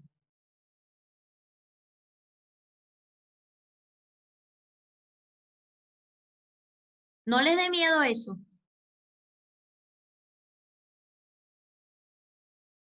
A ver si me escriben por aquí por el chat. Sí, tengo un mensajito. Dice Patricio, si mi objetivo no coincide con la realidad, no debo publicar. A ver, ¿cómo que tu objetivo no coincide con la realidad, Patricio? Lo que pasa es que cuando tú te planteas una investigación, tú lo que vas a investigar, no sabes si vas a tener un resultado. ¿Se acuerdan cuando les hablaba ayer sobre, por ejemplo, tomarme el ibuprofeno y ver si el ibuprofeno era la cura del COVID? Puede ser que no coincida con la realidad, puede ser que el ibuprofeno no sea la cura del COVID, ¿no? Pero sí sirve como investigación científica porque me permitió determinarle o decirle al mundo científico que no va a haber, que esa no es la cura. ¿Sí? Aunque yo no llegue, les repito, a la conclusión que yo estaba buscando, es igual de importante, porque me sirve como un punto de partida. O sea, incluso a la comunidad científica le sirve como punto de partida, ya sabemos que ese no es el camino. ¿Sí? Entonces, bueno, cojamos otro verbo de aquí. Lo voy a elegir yo, porque ustedes están muy callados hoy.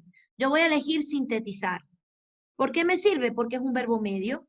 Es un verbo medio y es un verbo que está en el mismo sentido que analizar, pero no es más grande que analizar. O sea, está bien. Puede ser entre medio y bajo. Si escojo uno alto, puede ser entre alto, medio y bajo. Tengo más opciones. A ver, ¿qué me dice por aquí? Identificar. Puede ser. Yo puedo decir, vamos a utilizar los dos, identificar y sintetizar. Puedo decir, sintetizar el concepto de igualdad de género en la doctrina. Puedo decir, identificar las características de la igualdad de género. A ver, de la igualdad de género en el derecho. Y luego vamos a ver qué otras opciones me ponen por aquí. Me dicen demostrar. Demostrar puede ser, porque podemos así decir, demostrar. Vamos a ver si está en la lista, primero. Describir, diferenciar, distinguir, desarrollar, demostrar. Si está en la lista. demostrar el impacto de la igualdad de género en el turismo.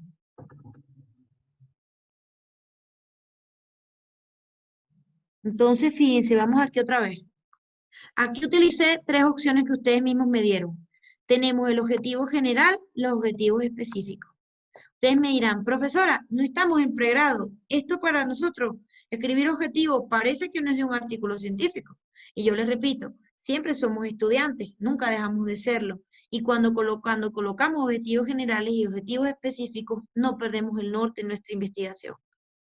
Si hacemos esto, nos permite decir cómo vamos a estructurar el artículo. Y yo les voy a decir sencillamente por qué. Porque si yo quiero llegar a analizar la igualdad de género en el derecho y en el turismo en el Ecuador, una forma de estructurar o de llegar allí es establecer mis objetivos específicos. Los objetivos específicos son el cuerpo del artículo. Yo sé que si yo leo el artículo en el cuerpo, para llegar al objetivo general, yo tengo que, para yo llegar a analizar la igualdad de género en el derecho y en el turismo en el Ecuador, yo tengo que sintetizar un concepto de igualdad de género. Tengo que identificar cómo es la igualdad de género en el derecho y tengo que demostrar el impacto que tiene esa igualdad de género en el turismo. Les digo, con estos 3 ejemplos que colocamos así de una forma muy sencilla, ¿llegamos o no llegamos a cumplir con el objetivo general? ¿Qué me dicen? ¿Llegamos o no llegamos a cumplir con el objetivo general? Claro que sí, porque nos permite, o sea, establecer estos 3 ejemplos, nos permite a nosotros como investigadores, o sea, al final yo mando el documento y nadie va a ver qué hice yo antes de enviar la versión final, pero me permite a mí seguir un camino o trazar un camino para investigar. Entonces yo ya tengo construido algunas cosas de mi artículo. Entonces subo aquí, ¿verdad? Y digo, bueno, el artículo se llama La igualdad de género en el derecho en el turismo en el Ecuador, ¿no? Entonces, esto es un poco a nivel de estructura. Luego, para yo construir todo esto, yo sé que la introducción que yo les decía, que era el cuerpo del trabajo, en la introducción yo voy a escribir, hasta ahora sé que voy a escribir los objetivos específicos. Entonces, vamos a buscar cuáles son esos objetivos específicos. Los objetivos específicos los teníamos por aquí abajo, ¿no? Y eran estos 3. Entonces, ¿cuál es el cuerpo que va a tener este trabajo? Este cuerpo que va a tener este trabajo, o la parte teórica, lo que yo voy a desarrollar en ese trabajo para llegar al objetivo general, va a ser, primero, estas 3 cosas. Va a ser el concepto de igualdad de género,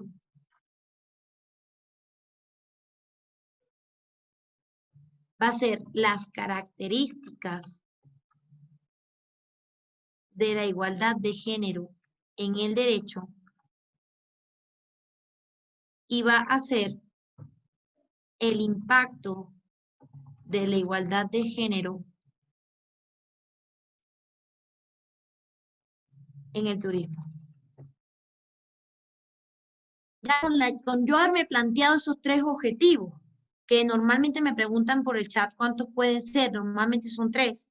Ya yo con haberme planteado esos 3 objetivos, y yo con llenar estas 3 cositas, estos 3 puntos, ya yo estoy complementando mi objetivo general. Estoy llegando a mi objetivo general.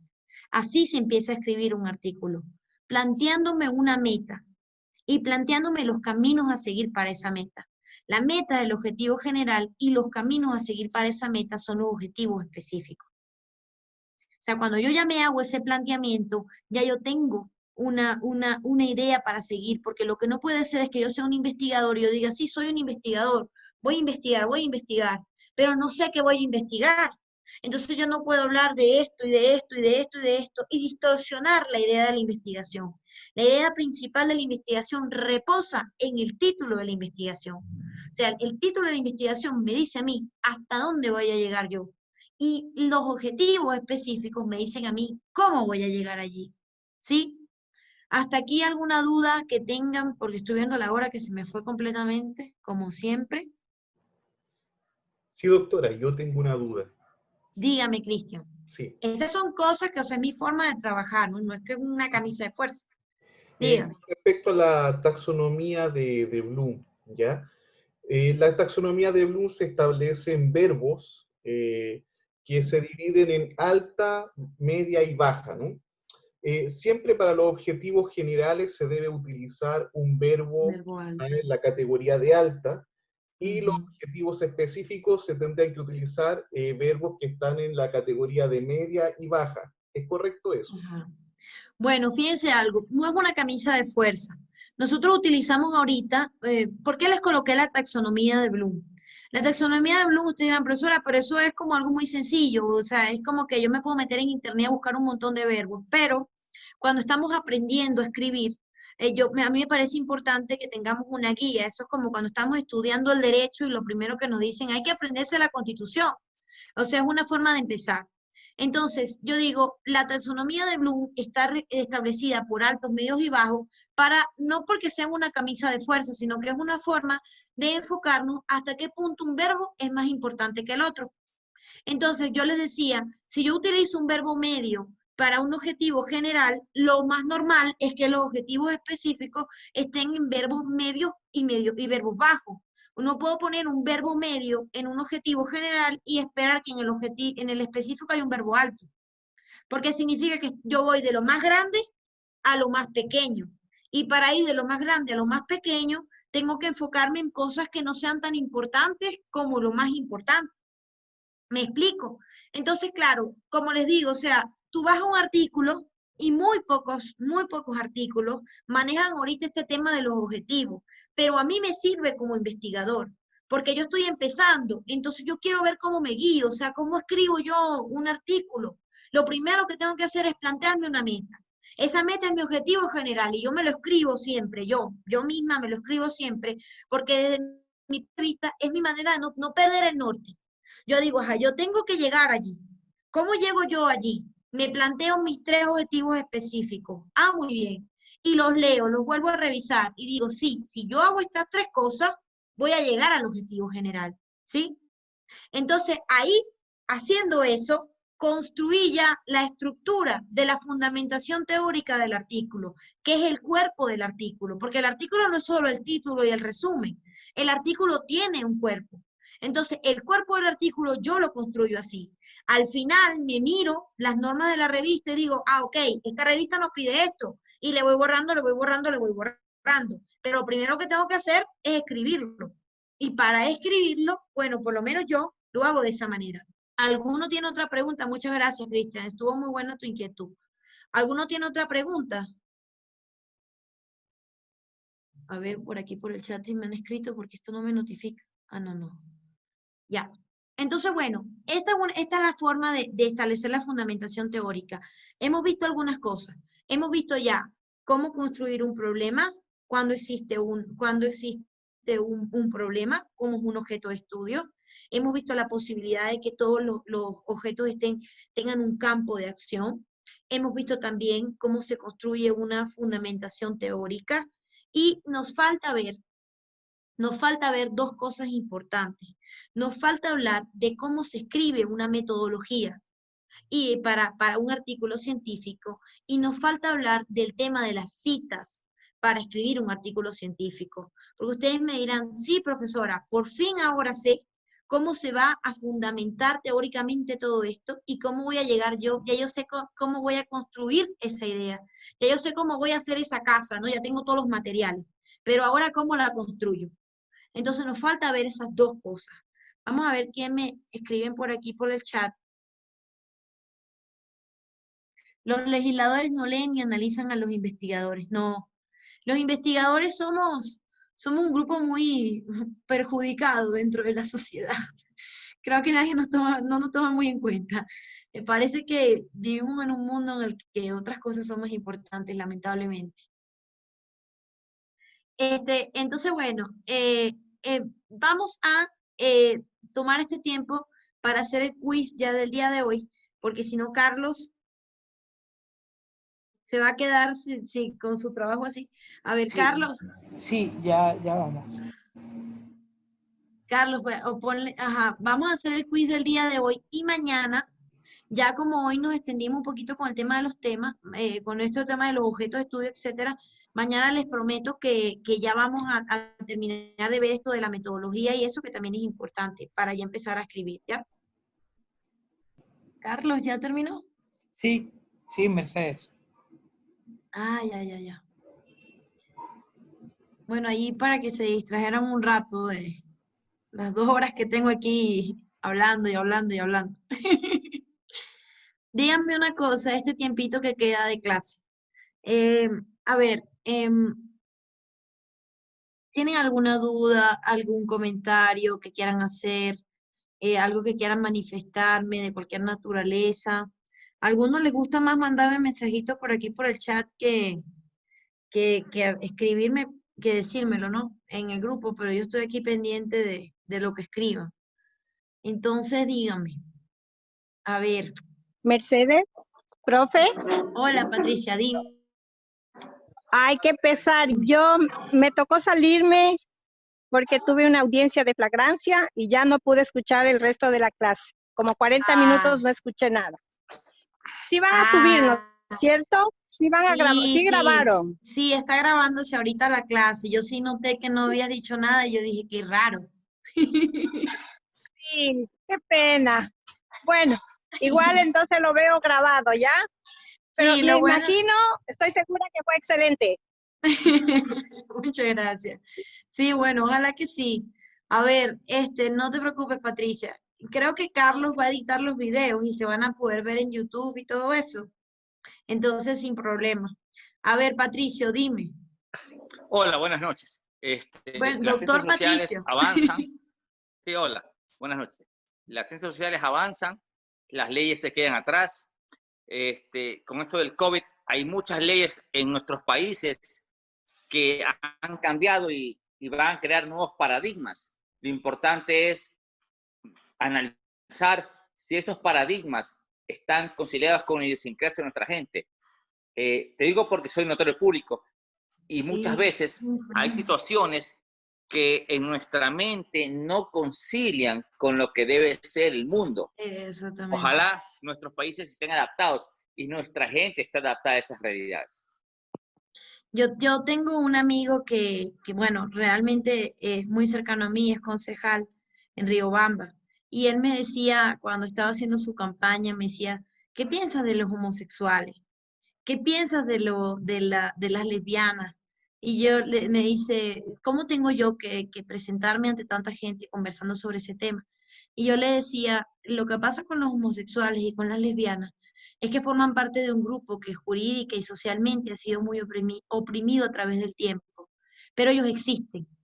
Y el rato que tú dices, estoy en contra de ellos, el rato que voten por ti, ellos votan en tu contra. O sea, no te dicen, yo soy homosexual y por este motivo no voy a votar por él, porque de repente les da vergüenza, incluso lamentablemente, ¿no? Les da vergüenza decir que tienen esa orientación sexual, pero el rato que puedan hacerte algo, plan, con un clic, lo hacen. Entonces yo creo que lo que les digo a mis estudiantes y lo que les digo a todo el mundo, como comenta el doctor Patricio, sí, yo creo que estamos en un mundo que la sociedad a veces está caminando por un lado y el derecho está caminando por otro lado. Y la sociedad tiene que ponerse un poquito los pantalones en este sentido y actualizar sus propios parámetros. Tenemos que tratar de ver, tengo una amiga que tiene un bebé y ella todo el tiempo publica, así es que no puedo entender esto, cómo esa comunidad LGBTI, que no sé qué, qué tal.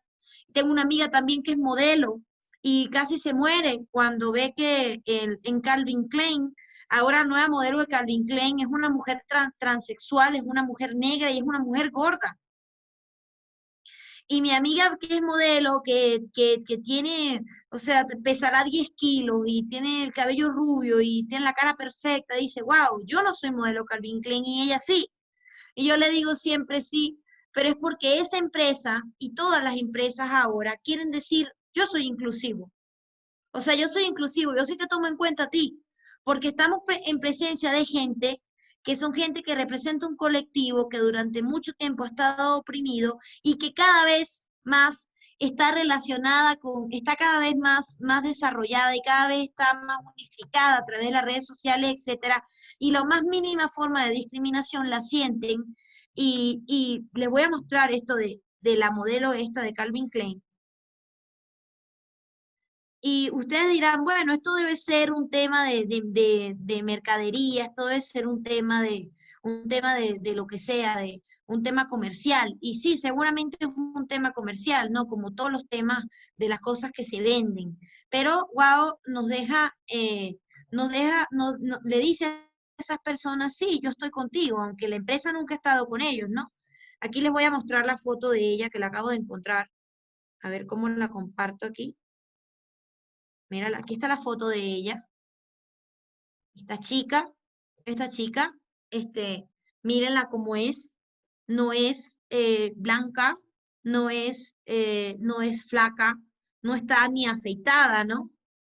Y es la modelo de Calvin Klein, de la nueva temporada de Calvin Klein. Y tampoco es famosa. Es decir, ella es simplemente una persona que tiene un Instagram y se puso a publicar un montón de cosas, y luego tiene bastantes seguidores, pero no es tampoco famosa, no es una persona que vemos en la televisión, y fíjense, ahí está el punto. No es alguien a que estamos acostumbrados a ver en la televisión. Tú te vas ahorita a la juguetería y las muñecas Barbie ya no son flacas. Las muñecas Barbie, que uno decía la Barbie es así de delgada, la Barbie ya no es delgada, porque es un tema sensible para las personas también. Entonces decimos, ¿cómo cambiamos el mundo? El mundo nace, cambia por aquí también, cambia también por la imagen que proyectamos del mundo. Si yo prendo el televisor y yo crezco viendo las modelos de Calvin Klein y digo, wow, todas las modelos de Calvin Klein son hermosas, y yo no soy hermosa, yo no me siento así. Entonces yo crezco con una tendencia social que influye también en mí. Pero si yo veo en la modelo Calvin Klein a alguien que se parece un poquito más a la realidad, alguien que se parece un poquito más a mí, yo digo, bueno, puede ser que yo algún día sea modelo de Calvin Klein, no es nada más estar reservado para las flacas y las rubias, ¿no? Yo también podría algún día ser. Y eso genera un impacto social. Entonces ese impacto social hace que ellos tengan más fuerza, ¿no? Estas son gente que cada vez tiene más fuerza, cada vez tiene más fuerza y logran modificar el derecho. Hace 3 años creo que se legalizó, si fueron 3 o 4 años, Obama legalizó la unión homosexual en Estados Unidos. Ellos lo han logrado, se han logrado espacios, pero no ha sido tan fácil, porque como les digo, de repente no responden a un estigma tradicional, fíjense. Aquí en la página me salen a mí un montón de modelos y de repente me aparece esta idea, ¿no? Calvin Klein demuestra inclusión, pero falla, piensan ellos. Yo no pienso que fallaron, pienso que estuvo muy bien, es una estrategia de marketing, claramente, verla a ella aquí, verla a ella así, ¿no? Así, es una estrategia de marketing, por supuesto, pero a mí me parece que, bueno, entre más mejor. A ver, ¿alguna otra, vamos a ver inquietud, vamos a ver qué me dicen por aquí por el chat. A ver, ¿alguien más que quiera hacer un comentario mientras busco ese mensaje que no me sale aquí? El mundo no nace alrededor del derecho, no. El derecho nace alrededor del mundo. Nosotros no podemos legalizar el aborto, ni podemos tampoco legalizar bueno, esto es una opinión personal. No podemos legalizar el aborto, ni tampoco podemos legalizar la unión homosexual, ni tampoco podemos legalizar la adopción la adopción por parte de personas homosexuales, porque todo esto influye en la sociedad. Si la sociedad no está preparada para ese cambio, nosotros no podemos cambiarlo tampoco. Porque si lo cambiamos, entonces va a salir, ¿no? Toda esa gente que es mayoría en un pueblo y que está en desacuerdo con ese tema, y el derecho se parece a la sociedad. Aquí lo que habría que hacer es educar. ¿Por qué educar? Yo creo en la educación. Yo creo que si a ti tú crees en una cosa en el mundo, yo tengo un amigo que me dice, a mí no me gustan los negros, a mí no me gustan los negros, no me digas que no me gustan los negros. Entonces yo lo que hago es repetirle. Mira, éntrate a este curso. Mira, léete tal artículo. Oye, ¿has revisado este video? O sea, y yo le digo todo esto a él porque yo quiero que él se dé cuenta que tiene que educarse. Tenemos que educarnos en que el mundo no es esto que yo veo aquí y se acabó, ¿no? Yo tengo que empezar a ver que el mundo es mucho más abierto y que hay muchas personas en él. Y que así como yo no la he tenido difícil porque Mercedes Navarro se puede casar con cualquier chico, ¿no? Que quiera y nadie ha dicho nunca, no, es que tú no te puedes casar. Yo creo que es correcto también que las otras personas que se quieren, por el motivo que sea, quieran unirse, también puedan hacerlo. O sea, lo que a mí no me gusta, repito, que se lo dije al principio de la clase, es nada que sea impuesto. No me gusta nada que sea impuesto. Entonces, ese es mi punto de vista. A ver, ¿Alguno más tienen algo que decirme? Doctora, Ah, sí, Jaime, no te preocupes, Jaime. Dígame, compañero Julio. sí, buenas noches con todos. En realidad, a propósito del tema que estábamos comentando, y en el contexto que usted lo puso, doctora, yo creo que el derecho sí responde a la realidad, incluso en este caso que usted comenta. ¿Por qué? Porque creo que muchas legislaciones han optado por reconocer asuntos controvertidos, como es el caso reciente del matrimonio homogenérico, del aborto, porque en realidad lo que tratan de hacer es brindar un marco normativo a realidades existentes que sin ese marco normativo están provocando un daño a la sociedad o están provocando un daño a las personas que están involucradas. El ejemplo que más claro podría citar en este momento es el aborto. El hecho de que esté prohibido no quiere decir que la gente no está abortando. Claro. Quiere decir que lo está haciendo en condiciones realmente inhumanas. Entonces, el derecho se ha alejado de la realidad porque no está atendiendo una realidad que ocurre, sino está intentando negarla. Y por supuesto, sí. Sentido, Sí. No, dígame. y en ese sentido, también respecto a lo que usted comentó sobre este derecho de la mayoría, que de algún modo, bajo este principio democrático, ¿no? que está en tensión con el constitucionalismo y todo esto, puede devenir en una decisión que, si bien acepta la mayoría, creo que el fin del derecho y el fin de los derechos sobre todo es proteger al que no tiene ningún otro modo de ser protegido que precisamente por el derecho. Entonces, con estas dos como aristas, quería complementar lo que usted ha dicho, doctora, y muchas gracias por la atención a usted y también, compañeros. A ver, Julio, lo que tú dices es muy cierto.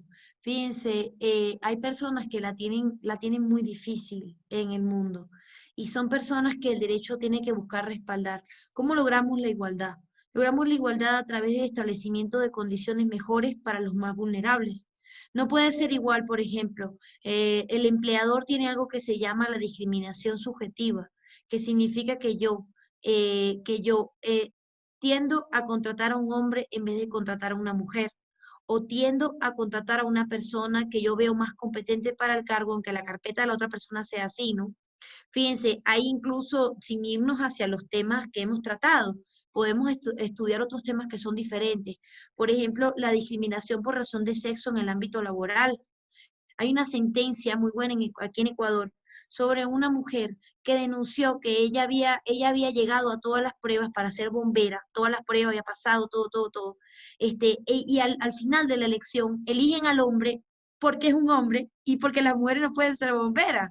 Y esta señora había demostrado que tenía la fuerza para ser bombera, había salido mejor que todos en la prueba de conocimiento, había tenido, incluso tuvo que irse al Tribunal Constitucional a intentar una acción de amparo constitucional para que se le reconociera su posibilidad de ser elegida. Entonces ustedes dirán, ¿por qué eligieron al hombre? Ah, porque los hombres son bomberos y las mujeres son las que limpian la casa. Entonces esa es la idea que nosotros tenemos que erradicar. No debe haber una sexualización de lo que son las profesiones o las ocupaciones en el mundo del trabajo. Y bien dice el compañero que el derecho ha venido erradicando esto, pero tiene que hacerlo con mucho tino. Porque ocurre y acontece que lamentablemente hay momentos sociales en los cuales no está preparada la sociedad para un cambio tan radical. Si yo digo, por ejemplo, aquí en Ecuador, ya la ONU dijo, vamos a tratar de legalizar el aborto, y lo que dice el compañero, el aborto siempre ha existido y siempre va a existir. Entonces, yo pienso, ¿no? Y sigo pensando que esto no depende de yo voy a defender tu derecho a abortar y no es que yo vaya a abortar mañana por ese motivo, ¿no? Eso depende de cada quien. O sea, a mí lo que me molesta es que no puedo hacerlo o que haya alguien que no lo pueda hacer. Eso es lo que a mí me molesta. O sea, que se me impida algo es lo que me molesta. Entonces, y yo creo que yo sí lucharía porque se permitieran ese tipo de cosas que no me parece que sean tan graves como otras cosas que sí están permitidas. Entonces, como dice el compañero, y yo complementaría esa idea diciendo, es un tema que requiere también de mucha educación social. Porque si la sociedad no está preparada para ese cambio, no podemos ir a decir, ¿quién es el legislador? Vamos a pensar, el legislador lo elegimos nosotros. El legislador es una persona de un cargo de elección popular. Entonces el legislador viene, el que está sentado allí, ¿no? El que está sentado allí decidiendo es una materialización de lo que cree la mayoría de la sociedad. Entonces, no podemos ir, ¿verdad?, tampoco en contra de la sociedad. Esto tiene que ser un convenio entre el derecho y la sociedad. Pero ese convenio solamente se da cuando la sociedad está lo suficientemente educada para dejar de ver al otro de manera diferente. Para dejar de decir, no, es que tiene tal edad y no se ha casado. O dejar de decir, no, es que es una mujer divorciada, no vamos a invitarla a la fiesta. O sea, desde el principio, desde lo más mínimo, tenemos que cambiar nuestra forma de pensar. Y yo me la paso discutiendo esto, pero en ese sentido sí, con todo el mundo. O sea, yo no sé, el que me diga un comentario le digo, pero ¿por qué piensas así? Y si yo fuera lesbiana, entonces no me hablarías. O sea, yo vivo en esa guerra, o sea, al más mínimo comentario que yo veo, porque debemos avergonzarnos también de nuestras formas de pensar cuando no son inclusivas. Tenemos que sentirnos avergonzados de nuestra mente, porque el problema lo tenemos nosotros, no la persona que estamos discriminando. Entonces, bueno, miren, ya son las 8, pero igual díganme si alguien más tiene un comentario, una duda, estoy aquí para escucharles. A ver, estoy aquí para escucharles lo que tengan que decir. Parece que ya están cansados ya de las 2 horas que tuvimos de clase. A ver, bueno, entonces, bueno, como ya es la hora, vamos a dejarlo hasta aquí y ya seguimos mañana, Patricia. Ojalá que no te llamen a una audiencia mañana y que puedas estar presente en la clase. Y bueno, ya seguimos mañana. Espero que les haya gustado la clase de hoy. Quiero que me escriban así sea por interno, si no quieren escribirme por el grupo, me pueden escribir por interno cualquier duda, cualquier anécdota que tengan, no importa, estoy abierta a cualquier comunicación. Y bueno, y que estén muy bien, no salgan de su casa, cuídense, acuérdense que allá afuera todo está en llamas. Súper Bueno, y que estén muy agradecido, bien. doctora Mercedes. Y bueno, darle las gracias a todos los participantes por prestar atención a todo lo que estás diciendo y comunicando. Y bueno, invitarlos para mañana a la misma hora. A eso de las 6 de la tarde ya estamos participando nuevamente. Y bueno, súper agradecido con tu persona, Mercedes. Hasta luego. Muy bien, Carlos. Siempre un gusto de verdad estar aquí en este espacio. Bueno, hasta luego. Que Una estén buena muy noche. bien. Buenas noches. Buenas noches. Gracias por Buenas todo, noches, buenas gracias, noches. gracias, muy amable.